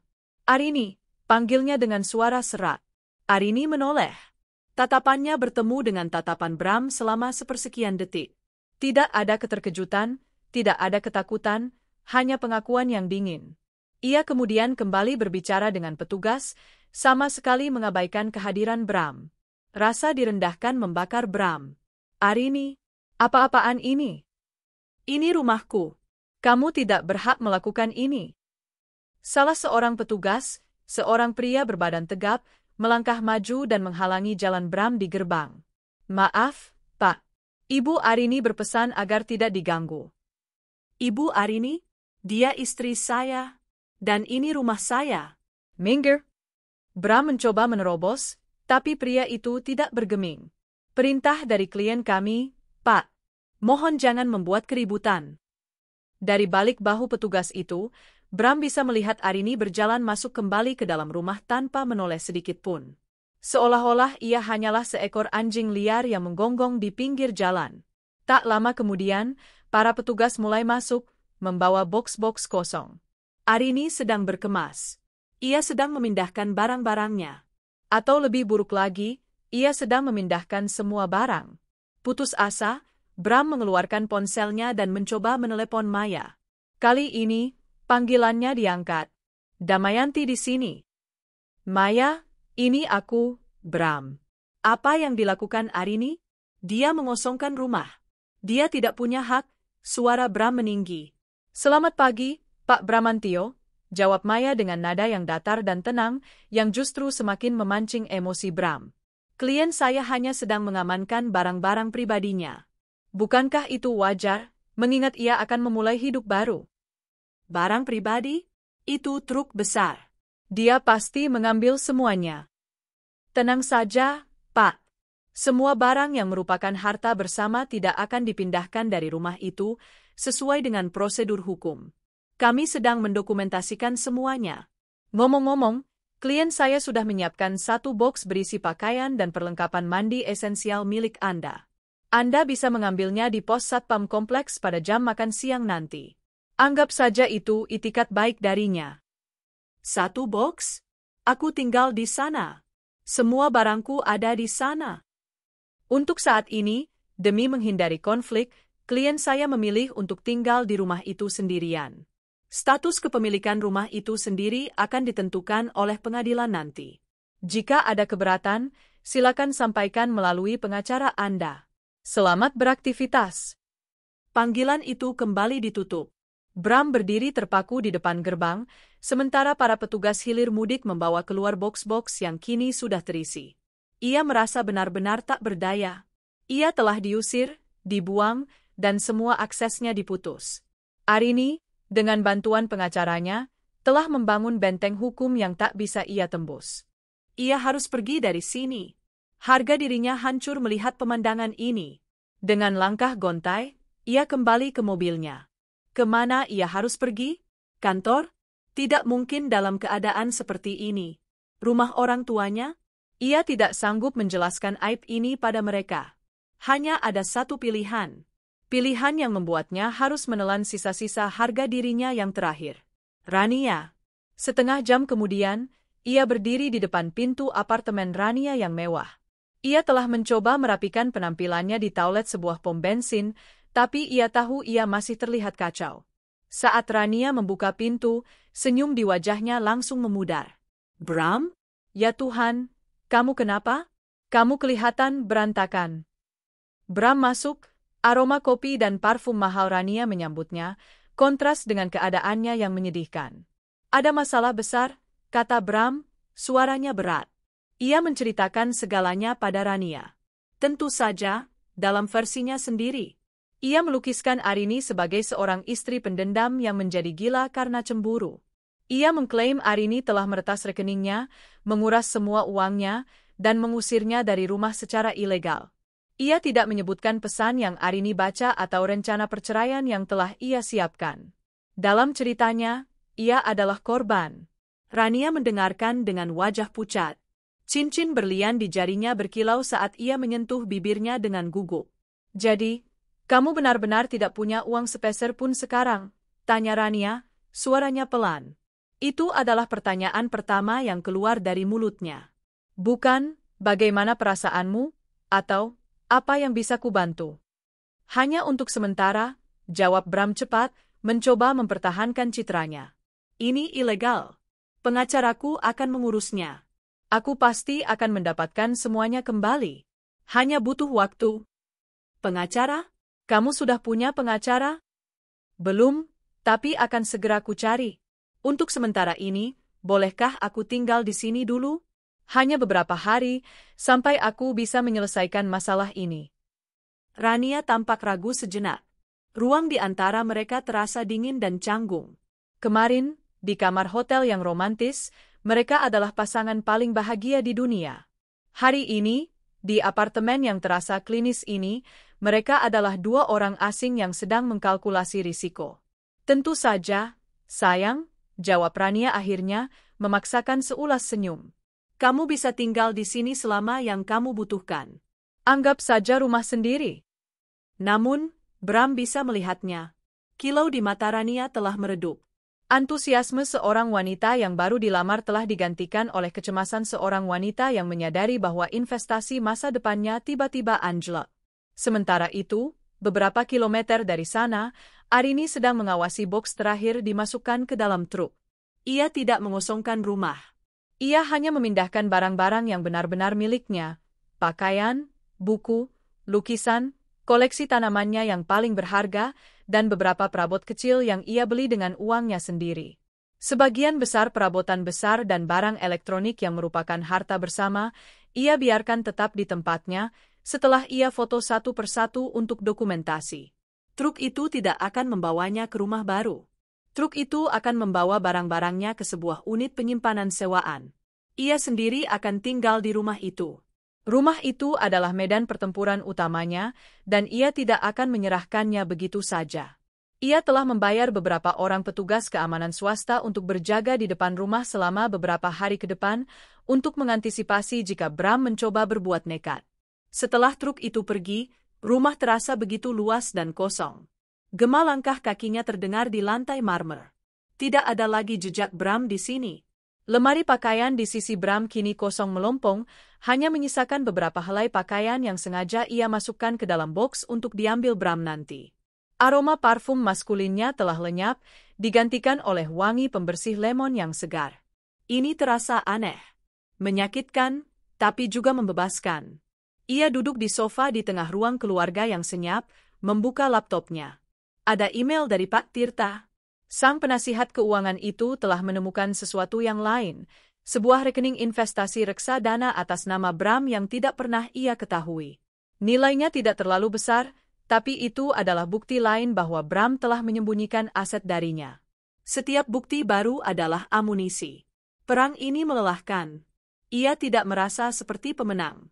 Ia hanya merasa seperti seorang penyintas. Tapi saat ia menatap layar laptopnya, meninjau spreadsheet aset dan strategi hukum yang telah disiapkannya bersama Maya, ia tahu ia melakukan hal yang benar. Ini bukan lagi tentang cinta yang dikhianati, ini tentang bertahan hidup dan merebut kembali masa depan yang hampir dicuri darinya. Kembali di apartemen Rania, Bram menghabiskan sisa harinya dengan menelepon beberapa teman lamanya, mencoba meminjam uang. Respons mereka sama, ragu-ragu dan penuh alasan. Berita buruk menyebar dengan cepat di kalangan mereka, dan tidak ada yang mau mengambil risiko meminjamkan uang kepada seseorang yang asetnya sedang dalam sengketa hukum. Malam harinya, suasana di meja makan terasa tegang. Rania memasak, tapi makan malam mereka terasa hambar. "Jadi, apa rencanamu besok?" tanya Rania sambil mengaduk pastanya tanpa minat. "Aku akan ke bank. Mencoba membuka blokir rekeningku. Lalu aku akan mencari pengacara," jawab Bram. "Pengacara butuh uang muka, kan?" Pertanyaan itu menusuk Bram. Tentu saja. Dan ia tidak punya uang. Ia terdiam. Pandangannya tanpa sadar jatuh ke tangan kiri Rania, ke cincin berlian yang berkilau di jarinya. Kilau itu seolah mengejeknya. Simbol dari masa depan cerah yang ia janjikan, kini terasa seperti beban. Cincin itu adalah satu-satunya benda bernilai tinggi yang ia miliki saat ini. Benda yang tidak bisa dibekukan oleh bank, benda yang tidak bisa disita oleh pengadilan, setidaknya belum. Rania mengikuti arah pandangannya. Ia seolah mengerti apa yang dipikirkan Bram. Dengan cepat, ia menarik tangannya dan menggenggamnya di pangkuannya, seolah melindungi cincin itu. "Jangan khawatir," kata Rania, suaranya sedikit tegang. "Semuanya akan baik-baik saja. Kamu pasti bisa menyelesaikan ini." Tapi Bram tahu, sesuatu telah retak di antara mereka. Kepercayaan. Rania bertunangan dengan seorang direktur sukses yang menjanjikannya dunia. Kini, ia mendapati dirinya serumah dengan seorang pria bangkrut yang tidur di mobilnya. Malam itu, Bram tidur di sofa. Rania beralasan ia sedang tidak enak badan dan ingin tidur sendiri. Di kegelapan ruang tamu apartemen Rania yang asing, Bram menatap langit-langit. Ia merasa lebih sendirian daripada saat ia tidur di mobilnya tadi malam. Ia memiliki tunangan cantik yang tidur di kamar sebelah, tetapi yang ia rasakan hanyalah jarak yang semakin melebar. Yang ia miliki hanyalah sebuah janji yang kini terasa kosong dan sebuah berlian yang mulai terasa seperti batu di lehernya. Ia harus mendapatkan uang, dan ia harus mendapatkannya dengan cepat. Dan hanya ada satu jalan yang terpikir olehnya. Jalan yang akan menghancurkan sisa-sisa kebanggaannya. Hari Senin adalah hari penghakiman bagi Bram. Setelah malam yang gelisah di sofa apartemen Rania, ia bangun dengan satu tujuan, merebut kembali kendali atas hidupnya. Dengan pakaian kusut yang sama selama 3 hari, ia meminjam kemeja milik salah satu mantan pacar Rania yang tertinggal di lemari, hanya untuk ke bank, janjinya pada Rania yang menatapnya dengan aneh, dan berangkat pagi-pagi sekali. Perhentian pertamanya adalah kantor cabang utama banknya. Antrean terasa begitu panjang, dan setiap pasang mata di ruangan itu seolah menilainya, melihat penampilannya yang kacau. Setelah hampir 1 jam menunggu, ia akhirnya duduk di hadapan seorang manajer layanan pelanggan. "Selamat pagi, Bapak Bramantio. Ada yang bisa kami bantu?" sapa manajer itu dengan ramah. Bram menjelaskan situasinya, mencoba terdengar setenang dan seberwibawa mungkin. Ia mengklaim ada aktivitas mencurigakan di akunnya dan meminta agar blokir dibuka. Sang manajer mengetik sesuatu di komputernya, keningnya berkerut. "Baik, Pak. Menurut data kami, blokir ini dilakukan atas permintaan dari firma hukum Damayanti Arekan yang menyertakan surat pemberitahuan gugatan cerai dan permohonan sita marital atas nama Ibu Arini Setyaningrum." Dunia Bram seakan berputar. Jadi ini bukan sekadar blokir keamanan biasa. Ini adalah langkah hukum yang terkoordinasi. Arini dan pengacaranya telah memotong aksesnya secara legal. Ini tidak bisa dibiarkan. "Uang di rekening gaji itu milik saya pribadi," protes Bram. "Mohon maaf, Pak. Karena rekening tersebut adalah rekening penerimaan gaji selama masa pernikahan Anda, maka menurut permohonan yang kami terima, rekening itu termasuk dalam objek harta bersama sampai ada putusan pengadilan yang berkekuatan hukum tetap. Kami tidak bisa membuka blokir tanpa perintah pengadilan atau surat pencabutan dari pihak penggugat," jelas sang manajer dengan nada final, matanya menatap Bram dengan tatapan kasihan. Bram keluar dari bank dengan tangan hampa dan amarah yang meluap-luap. Arini telah memikirkan segalanya. Ia beralih ke rencana B, mencari pengacara. Menggunakan sisa baterai ponselnya, ia mencari beberapa nama firma hukum perceraian ternama di Jakarta. Pengacara pertama yang ia temui di sebuah gedung perkantoran mewah menatapnya dari atas ke bawah. Setelah Bram menceritakan masalahnya dengan penuh emosi, sang pengacara hanya mengangguk-angguk. "Kasus yang menarik, Pak Bram. Tapi juga rumit. Pihak istri Anda tampaknya bergerak sangat cepat dan strategis. Untuk menangani kasus seperti ini, kami memerlukan dana awal atau retainer fee sebesar 150 juta rupiah." Bram terbatuk. 150 juta? "Betul, Pak. Itu untuk biaya operasional awal, pendaftaran gugatan balik, dan biaya jasa hukum tahap pertama. Belum termasuk sukses fee nantinya," kata pengacara itu tanpa ekspresi. Bram meninggalkan kantor itu dengan perasaan pusing. Ia mencoba firma hukum lain yang lebih kecil. Tarifnya lebih rendah, tapi tetap saja, mereka meminta uang muka puluhan juta rupiah. Uang yang tidak ia miliki. Bagaimana ia bisa melawan Arini di pengadilan jika ia bahkan tidak bisa menyewa pengacara? Dengan putus asa, ia menelepon Rania. "Sayang, aku butuh bantuanmu," katanya, menelan ludah. "Pengacara butuh uang muka. Aku butuh pinjaman. Aku janji akan ganti begitu masalah ini selesai." Hening di seberang telepon. Hening yang terasa begitu lama. "Bram," suara Rania terdengar hati-hati. Aku bukannya tidak mau bantu. Tapi uangku sebagian besar ada di investasi jangka panjang. Aku tidak pegang uang tunai sebanyak itu. Lagi pula, ini masalah rumah tanggamu. Mungkin lebih baik kamu selesaikan dulu dengan istrimu." Kata "istrimu" diucapkan dengan penekanan yang tajam. Seolah Rania baru menyadari bahwa Bram secara teknis masih milik wanita lain. "Rania, ini juga masalah kita. Masa depan kita," seru Bram, frustrasinya memuncak. "Aku tahu, tapi aku tidak bisa." "Maaf, Bram." Panggilan itu berakhir. Dan bersamaan dengan itu, harapan terakhir Bram pun pupus. Rania tidak akan membantunya. Wanita yang baru 3 hari lalu menangis bahagia saat dilamar, kini menjaga jarak aman, melindungi asetnya sendiri. Bram kembali ke apartemen Rania sore itu dengan perasaan kalah total.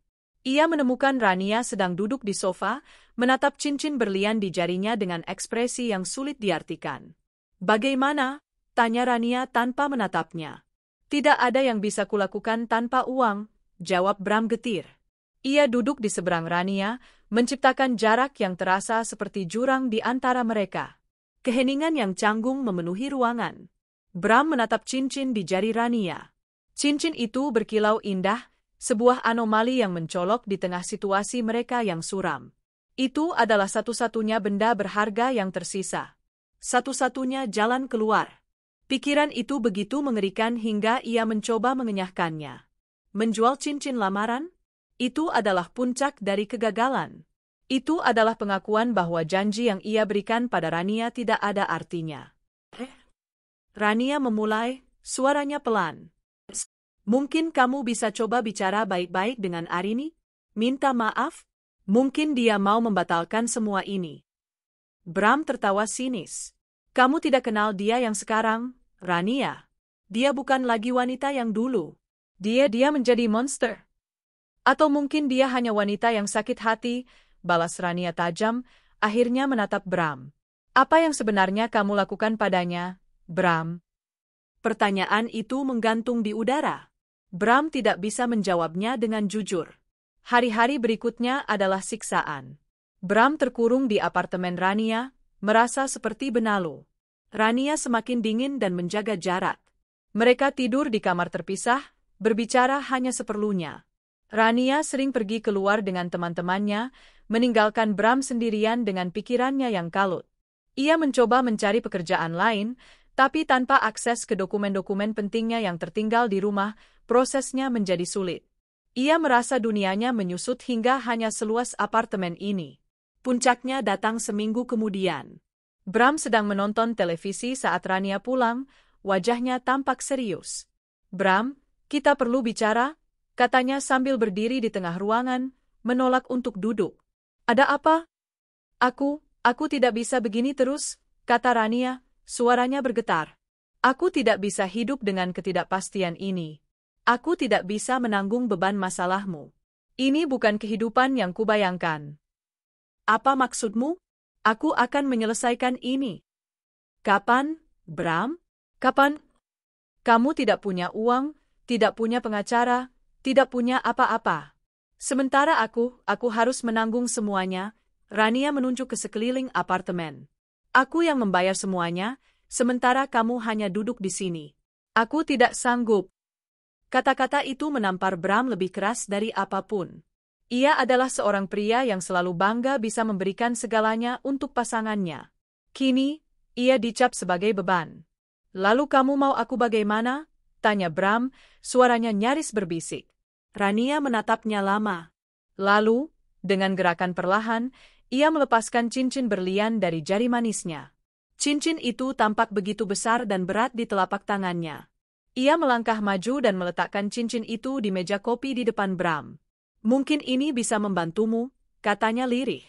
"Gunakan ini untuk menyewa pengacara. Untuk memulai lagi. Anggap saja ini investasiku yang terakhir untukmu." Bram menatap cincin itu, lalu menatap Rania. Tidak ada lagi cinta di mata wanita itu. Hanya ada kalkulasi bisnis yang dingin dan sedikit rasa kasihan. Rania tidak mengembalikan cincin itu karena ia ingin Bram memperjuangkan mereka. Ia mengembalikannya karena ia ingin Bram pergi dari hidupnya. Cincin itu bukan lagi simbol janji, itu adalah uang pesangon. "Aku sudah memutuskan, Bram. Hubungan kita tidak bisa dilanjutkan dalam kondisi seperti ini. Maafkan aku." Rania berbalik dan berjalan masuk ke kamarnya, menutup pintu dengan pelan di belakangnya. Meninggalkan Bram sendirian dengan cincin berlian yang kini terasa seperti batu nisan bagi hubungan mereka. Bram duduk terdiam selama berjam-jam, menatap kilau berlian di atas meja. Setiap sisinya memantulkan bayangan kegagalannya. Cincin ini seharusnya menjadi tiketnya menuju kebahagiaan. Kini, cincin ini adalah satu-satunya miliknya di dunia. Kemarahan, kesedihan, dan keputusasaan bercampur aduk menjadi satu. Tapi di atas semua itu, ada satu perasaan yang dominan. keinginan untuk bertahan hidup. Ia harus mendapatkan uang. Ia harus menyewa pengacara. Ia harus melawan Arini dan merebut kembali hidupnya. Jika menjual cincin ini adalah satu-satunya cara, maka ia akan melakukannya. Keesokan harinya, dengan hati yang berat dan harga diri yang hancur berkeping-keping, Bramantio Wiguna berjalan memasuki sebuah toko perhiasan mewah di sebuah mall. Bukan untuk membeli, tapi untuk menjual. Ia mengeluarkan cincin berlian itu dari sakunya. "Saya ingin menjual ini," katanya pada pegawai toko, suaranya datar. Sang pegawai, seorang ahli perhiasan, memeriksa cincin itu dengan kaca pembesar. Ia menimbangnya, memeriksa kejernihan dan potongannya. "Ini berlian yang sangat bagus, Pak. Kualitasnya tinggi," kata ahli itu. "Tapi, tentu saja, harga jual kembali tidak akan sama dengan harga beli." Bram sudah tahu itu. Ia hanya ingin proses ini cepat selesai. Setelah beberapa saat menghitung, ahli itu menyebutkan sebuah angka. Angka yang jauh di bawah harga yang ia bayarkan, tapi cukup besar untuk memberinya amunisi yang ia butuhkan. Cukup untuk uang muka pengacara dan biaya hidup beberapa bulan. "Saya ambil," kata Bram tanpa ragu. Transaksi itu berlangsung cepat. Uang ditransfer ke rekening baru yang ia buka kemarin menggunakan sisa uang tunai di dompetnya. Ia keluar dari toko itu dengan perasaan hampa. Ia berhasil mendapatkan uang, tapi ia telah kehilangan segalanya: istri, rumah, pekerjaan, dan kini, tunangannya. Lamaran yang seharusnya menjadi awal dari kebahagiaan barunya, telah gagal total. Ia melamar dengan sebuah berlian, dan pada akhirnya, ia hanya ditinggalkan dengan uang hasil penjualan berlian itu. Ia sendirian, bingung, dan hanya memiliki satu hal tersisa: keinginan untuk balas dendam pada wanita yang telah menghancurkannya. Arini. Uang hasil penjualan cincin berlian terasa dingin di rekening baru Bram, tetapi panas di hati nuraninya. Itu adalah modal perangnya, yang didapat dari abu hubungannya dengan Rania. Setelah meninggalkan apartemen Rania tanpa pamit, hanya meninggalkan kunci di atas meja, ia menyewa sebuah kamar kos bulanan yang sempit dan pengap di daerah yang jauh dari kehidupan mewahnya dulu. Dindingnya tipis, perabotannya tua, dan satu-satunya jendela menghadap ke tembok bata tetangga. Setiap pagi, ia terbangun karena suara bising lalu lintas, bukan aroma kopi yang diseduh Arini. Ini adalah realitas barunya. Langkah pertamanya adalah menyewa pengacara. Dengan uang di tangan, ia berhasil mendapatkan jasa Pak Haryono, seorang pengacara tunggal yang berkantor di ruko sederhana. Pak Haryono adalah tipe pengacara tua yang licin dan pragmatis. "Posisi Anda sulit, Pak Bram," kata Pak Haryono setelah mendengar cerita versi Bram. "Istri Anda dan pengacaranya bergerak sangat rapi. Mereka membangun narasi perselingkuhan yang kuat dan didukung dengan bukti transaksi keuangan. Kita harus menyerang balik." "Bagaimana caranya?" tanya Bram putus asa. "Kita akan ajukan gugatan balik. Kita klaim bahwa Ibu Arini yang justru tidak setia dan hanya mengincar harta Anda. Kita tuduh dia melakukan penggelapan dana dari rekening bersama. Kita buat citranya seburuk mungkin di mata hakim. Dalam perceraian, Pak, terkadang ini bukan tentang siapa yang benar, tapi siapa yang ceritanya lebih dipercaya." Bram merasa mual mendengarnya. Menuduh Arini berselingkuh? Arini, yang selama 10 tahun tidak pernah menatap pria lain? Tapi keputusasaan adalah motivator yang kuat. Jika ini satu-satunya cara untuk mendapatkan kembali sebagian hidupnya, ia akan melakukannya. Sementara itu, di rumah yang kini terasa seperti bentengnya, Arini sedang membangun kembali hidupnya dari puing-puing. Rumah itu terasa kosong pada awalnya, gema dari masa lalu seolah berbisik di setiap sudut. Namun, secara perlahan, ia mulai mengisi kekosongan itu, bukan dengan barang baru, tetapi dengan dirinya yang baru. Ia mengubah ruang kerja Bram menjadi studionya sendiri. Meja mahoni yang berat diganti dengan meja putih yang lebih ringan. Rak-rak buku kini diisi dengan literatur tentang keuangan, investasi, dan hukum, bukan lagi novel-novel roman picisan. Ia mulai mengikuti kursus online untuk memperbarui lisensi konsultasi keuangannya yang sudah lama tidak aktif. Setiap pagi, ia tidak lagi menyeduh kopi untuk suaminya, melainkan untuk dirinya sendiri, sambil membaca berita bisnis dan menganalisis pergerakan saham. Ia menemukan kembali Arini Setianingrum yang dulu, wanita cerdas, ambisius, dan mandiri yang sempat tertidur selama 10 tahun. Rasa sakit hatinya belum hilang sepenuhnya, terkadang masih datang menyergap di malam-malam yang sunyi. Tapi kini, rasa sakit itu tidak lagi melumpuhkannya. Ia mengubahnya menjadi bahan bakar. Surat panggilan sidang mediasi pertama sudah dikirimkan ke alamat kos barunya, lapor Maya melalui telepon suatu sore. Jadwalnya minggu depan, hari Rabu jam 10 pagi. Jantung Arini berdebar sedikit lebih kencang. Mediasi. Itu artinya, untuk pertama kalinya setelah beberapa minggu, ia akan kembali bertatap muka dengan Bram. Apa yang harus aku persiapkan? Tanyanya, mencoba menjaga suaranya agar tetap stabil. Siapkan mentalmu, Rin. Itu yang utama. Dia dan pengacaranya kemungkinan besar akan mencoba memprovokasimu. Mereka akan memutarbalikkan fakta, mungkin menuduhmu yang tidak-tidak. Jangan terpancing. Tetap tenang, tatap matanya, dan biarkan aku yang bicara. Ingat, kita datang ke sana bukan untuk berdamai. Kita datang untuk menunjukkan bahwa kita serius dan kita punya semua kartunya. Seminggu itu terasa berjalan lambat. Arini menyibukkan diri, bekerja lebih keras pada kursusnya, menata ulang kebunnya, bahkan mulai melakukan jogging setiap pagi untuk melepaskan ketegangan. Ia harus berada dalam kondisi fisik dan mental terbaiknya saat menghadapi Bram. Malam sebelum hari mediasi, ia berdiri di depan lemari pakaiannya. Ia tidak lagi mencari gaun yang akan membuat Bram terpesona. Ia mencari baju perang. Pilihannya jatuh pada sebuah setelan blazer dan celana panjang berwarna biru tua yang tegas, dipadukan dengan kemeja sutra berwarna krem. Pakaian yang memancarkan profesionalisme dan kekuatan. Pakaian yang akan dikenakannya saat presentasi penting di kantornya dulu. Hari mediasi tiba. Langit Jakarta tampak mendung, seolah mencerminkan suasana hatinya. Ditemani Maya, Arini berjalan menyusuri koridor pengadilan agama yang ramai. Suasananya pengap dan penuh dengan kisah-kisah patah hati lainnya. Mereka memasuki ruang mediasi, sebuah ruangan kecil dengan meja bundar di tengahnya. Bram dan pengacaranya, Pak Haryono, sudah duduk di sana. Pemandangan Bram mengejutkan Arini. Pria di hadapannya bukanlah Bramantio Wiguna yang ia kenal.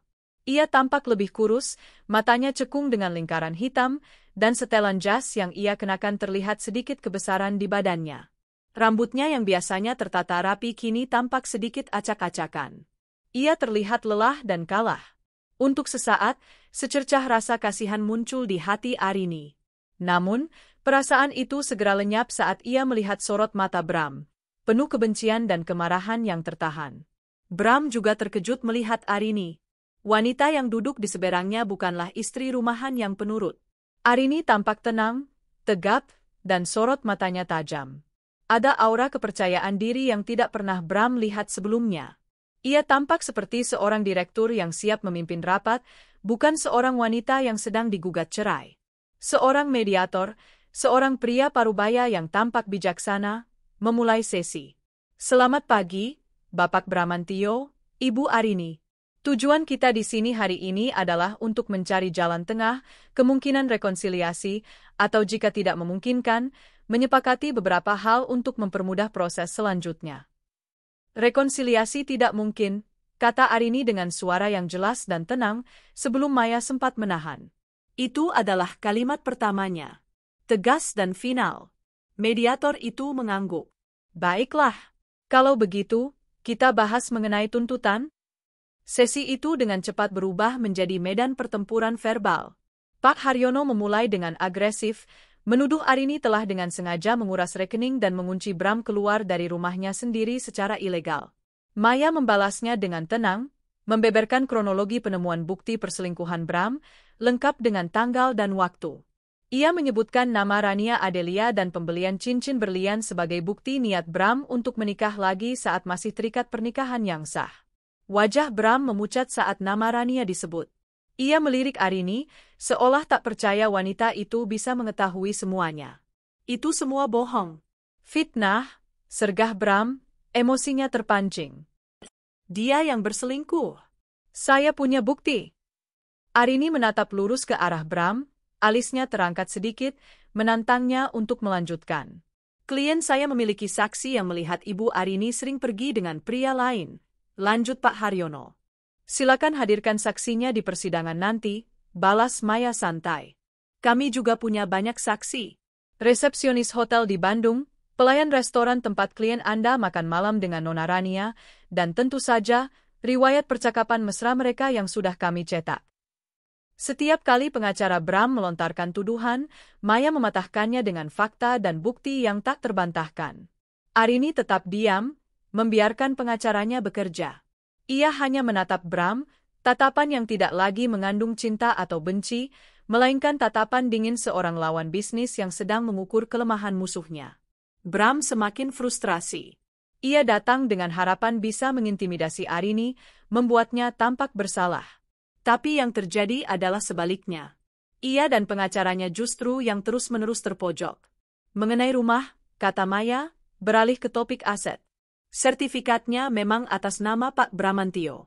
Tapi rumah itu dibeli 5 tahun setelah pernikahan. Jelas itu adalah harta bersama. Kami menuntut pembagian 50-50. Atau, jika Pak Bramantio ingin mempertahankan rumah itu, ia harus membayar setengah dari nilai taksiran rumah saat ini kepada klien saya secara tunai. Saya tidak punya uang, bentak Bram, tanpa bisa menahan diri. Dia mengambil semuanya. Klien saya hanya mengamankan haknya, yaitu setengah dari dana di rekening bersama. Setengahnya lagi masih ada di rekening tersebut yang saat ini dibekukan atas permintaan kami. Selain itu, kami juga menemukan beberapa aset lain yang tidak pernah Anda laporkan kepada istri Anda. Reksadana, polis asuransi unit link, semuanya akan kami bawa ke persidangan. Mediasi itu berakhir tanpa kesepakatan apapun, seperti yang sudah diduga. Namun, hasilnya jelas. Tim Arini telah mendominasi sepenuhnya. Saat mereka berjalan keluar dari ruangan, Bram menahan langkah Arini di koridor yang sepi. "Kamu puas sekarang, Rin?" desisnya, matanya menyala-nyala. "Kamu hancurkan semuanya. Hidupku, karirku, semuanya." Arini berhenti dan menatapnya. Untuk pertama kalinya, ia berbicara langsung pada Bram. Suaranya tidak bergetar. "Aku tidak menghancurkan apapun, Mas," katanya, masih menggunakan panggilan, Mas, yang kini terdengar ironis. "Aku hanya mengambil kembali apa yang menjadi hakku." "Kamu yang menghancurkan semuanya. Kamu menghancurkannya saat kamu memutuskan untuk berbohong. Kamu menghancurkannya saat kamu membeli cincin itu untuk wanita lain. Kamu menghancurkannya saat kamu merencanakan untuk membuangku tanpa apa-apa setelah 10 tahun. Semua yang aku lakukan itu untuk kita." "Tidak," potong Arini tegas. "Semua yang kamu lakukan, pada akhirnya, hanya untuk dirimu sendiri. Dan sekarang, kamu harus menanggung konsekuensinya sendirian." Arini berbalik dan berjalan pergi, meninggalkan Bram yang berdiri mematung di koridor. Punggung Arini yang tegap saat berjalan menjauh adalah pemandangan yang akan menghantui Bram. Ia menyadari sesuatu yang mengerikan. Ia tidak sedang melawan Arini yang dulu. Ia sedang melawan versi terbaik dari Arini, versi yang ia sendiri ciptakan tanpa sadar melalui pengkhianatannya. Dan dalam perang ini, ia tidak punya peluang untuk menang. Tentu, ini adalah bab terakhir dan penutup dari kisah Arini dan Bram. Bab 8, Kilau yang Tersisa. Kekalahan di ruang mediasi hanyalah awal dari longsoran yang menimpa Bram. Pertarungan hukum yang ia harapkan akan menjadi senjatanya, justru berubah menjadi cermin besar yang memantulkan setiap kesalahannya. Uang hasil penjualan cincin berlian, yang ia kira akan menjadi dana perang yang besar, terkuras dengan cepat untuk membayar cicilan biaya hukum Pak Haryono, yang terus-menerus meminta tambahan dana untuk setiap manuver hukum yang ia lakukan.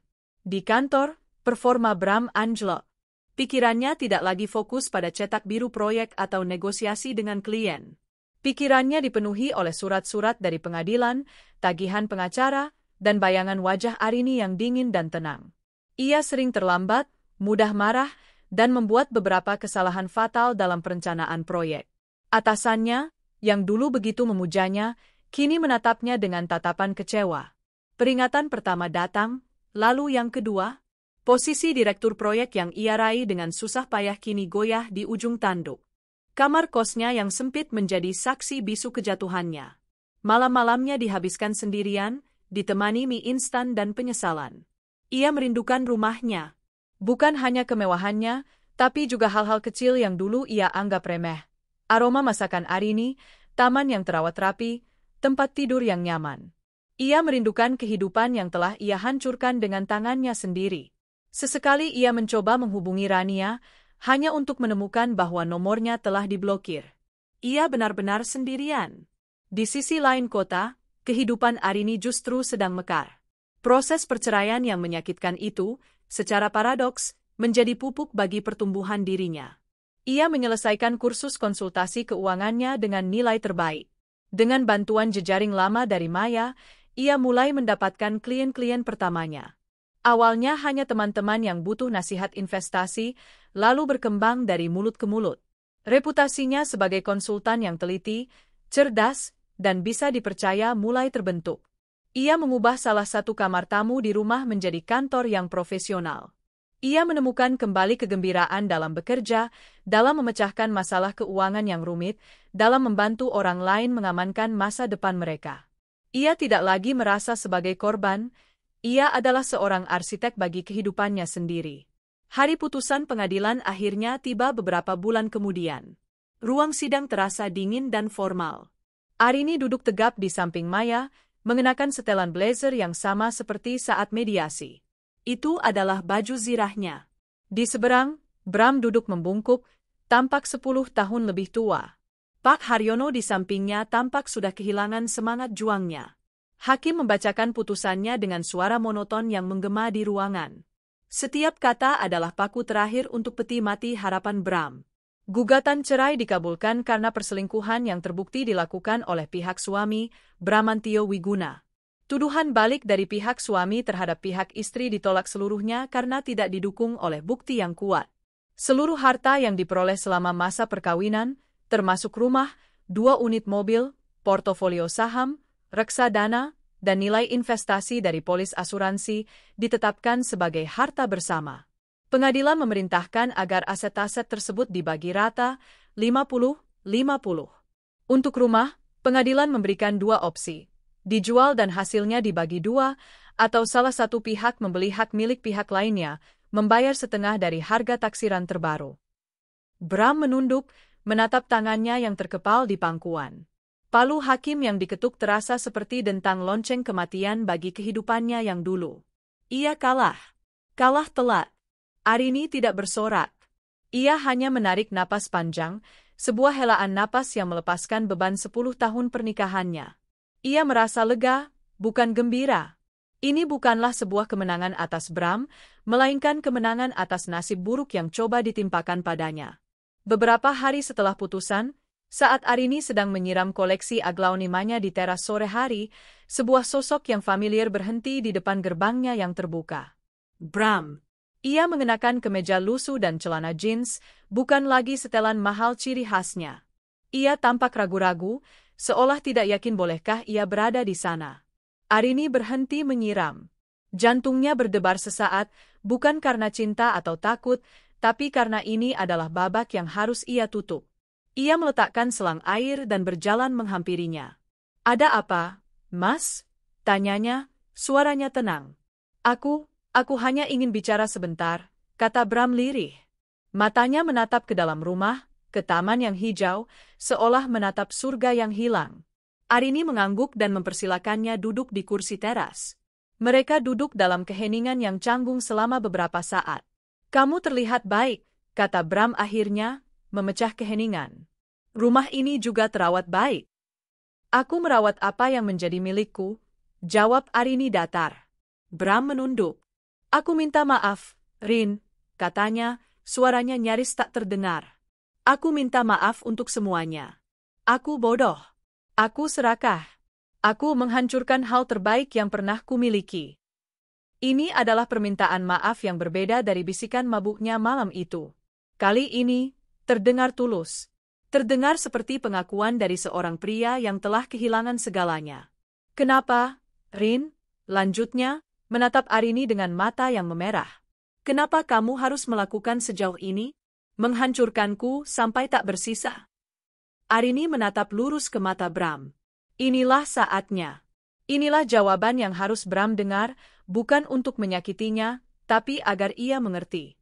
Aku tidak pernah berniat menghancurkanmu, Mas. Aku hanya berniat untuk menyelamatkan diriku sendiri, kata Arini dengan suara yang mantap. Malam itu, saat aku membaca pesanmu dengan Rania, aku membaca rencanamu. Kamu akan melamarnya, lalu menceraikanku. Kamu bilang, dia tidak akan dapat banyak. Kamu merencanakan untuk membuangku setelah 10 tahun pengabdianku, hanya dengan sedikit pesangon. Bram tersentak, seolah kata-katanya sendiri kembali menamparnya. Aku melakukan semua ini, lanjut Arini, karena kamu yang memulainya. Kamu meremehkanku. Kamu pikir aku hanya ibu rumah tangga bodoh yang tidak tahu apa-apa. Kamu lupa siapa aku sebelum aku menikah denganmu. Perang ini, kamu yang menyalakannya. Aku hanya memastikanku tidak menjadi korban. Keheningan kembali menyelimuti mereka. Kebenaran dalam kata-kata Arini tidak bisa dibantah. Tentang rumah ini, kata Arini, mengubah topik. Aku tidak ingin menjualnya. Aku akan membeli bagianmu. Aku akan bayar sesuai harga taksiran pengadilan, tunai. Anggap saja ini modalmu untuk memulai lagi. Aku tidak ingin kamu menjadi gelandangan. Tapi setelah ini, aku tidak mau melihatmu lagi. Bram hanya bisa mengangguk pelan, tenggorokannya tercekat. Terima kasih, bisiknya. 6 bulan kemudian. Di belahan kota yang lain, Bramantio Wiguna baru saja menandatangani surat kontrak sewa untuk sebuah apartemen studio sederhana. Ia telah dipecat dari pekerjaannya sebulan setelah putusan pengadilan.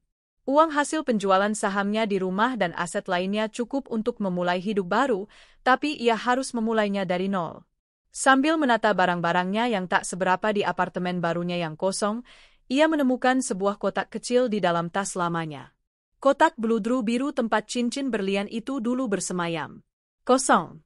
Ia memegang kotak itu, merasakan tekstur beludrunya yang halus. Ironis. Ia membeli berlian itu untuk melamar wanita simpanannya, dengan rencana menceraikan istrinya.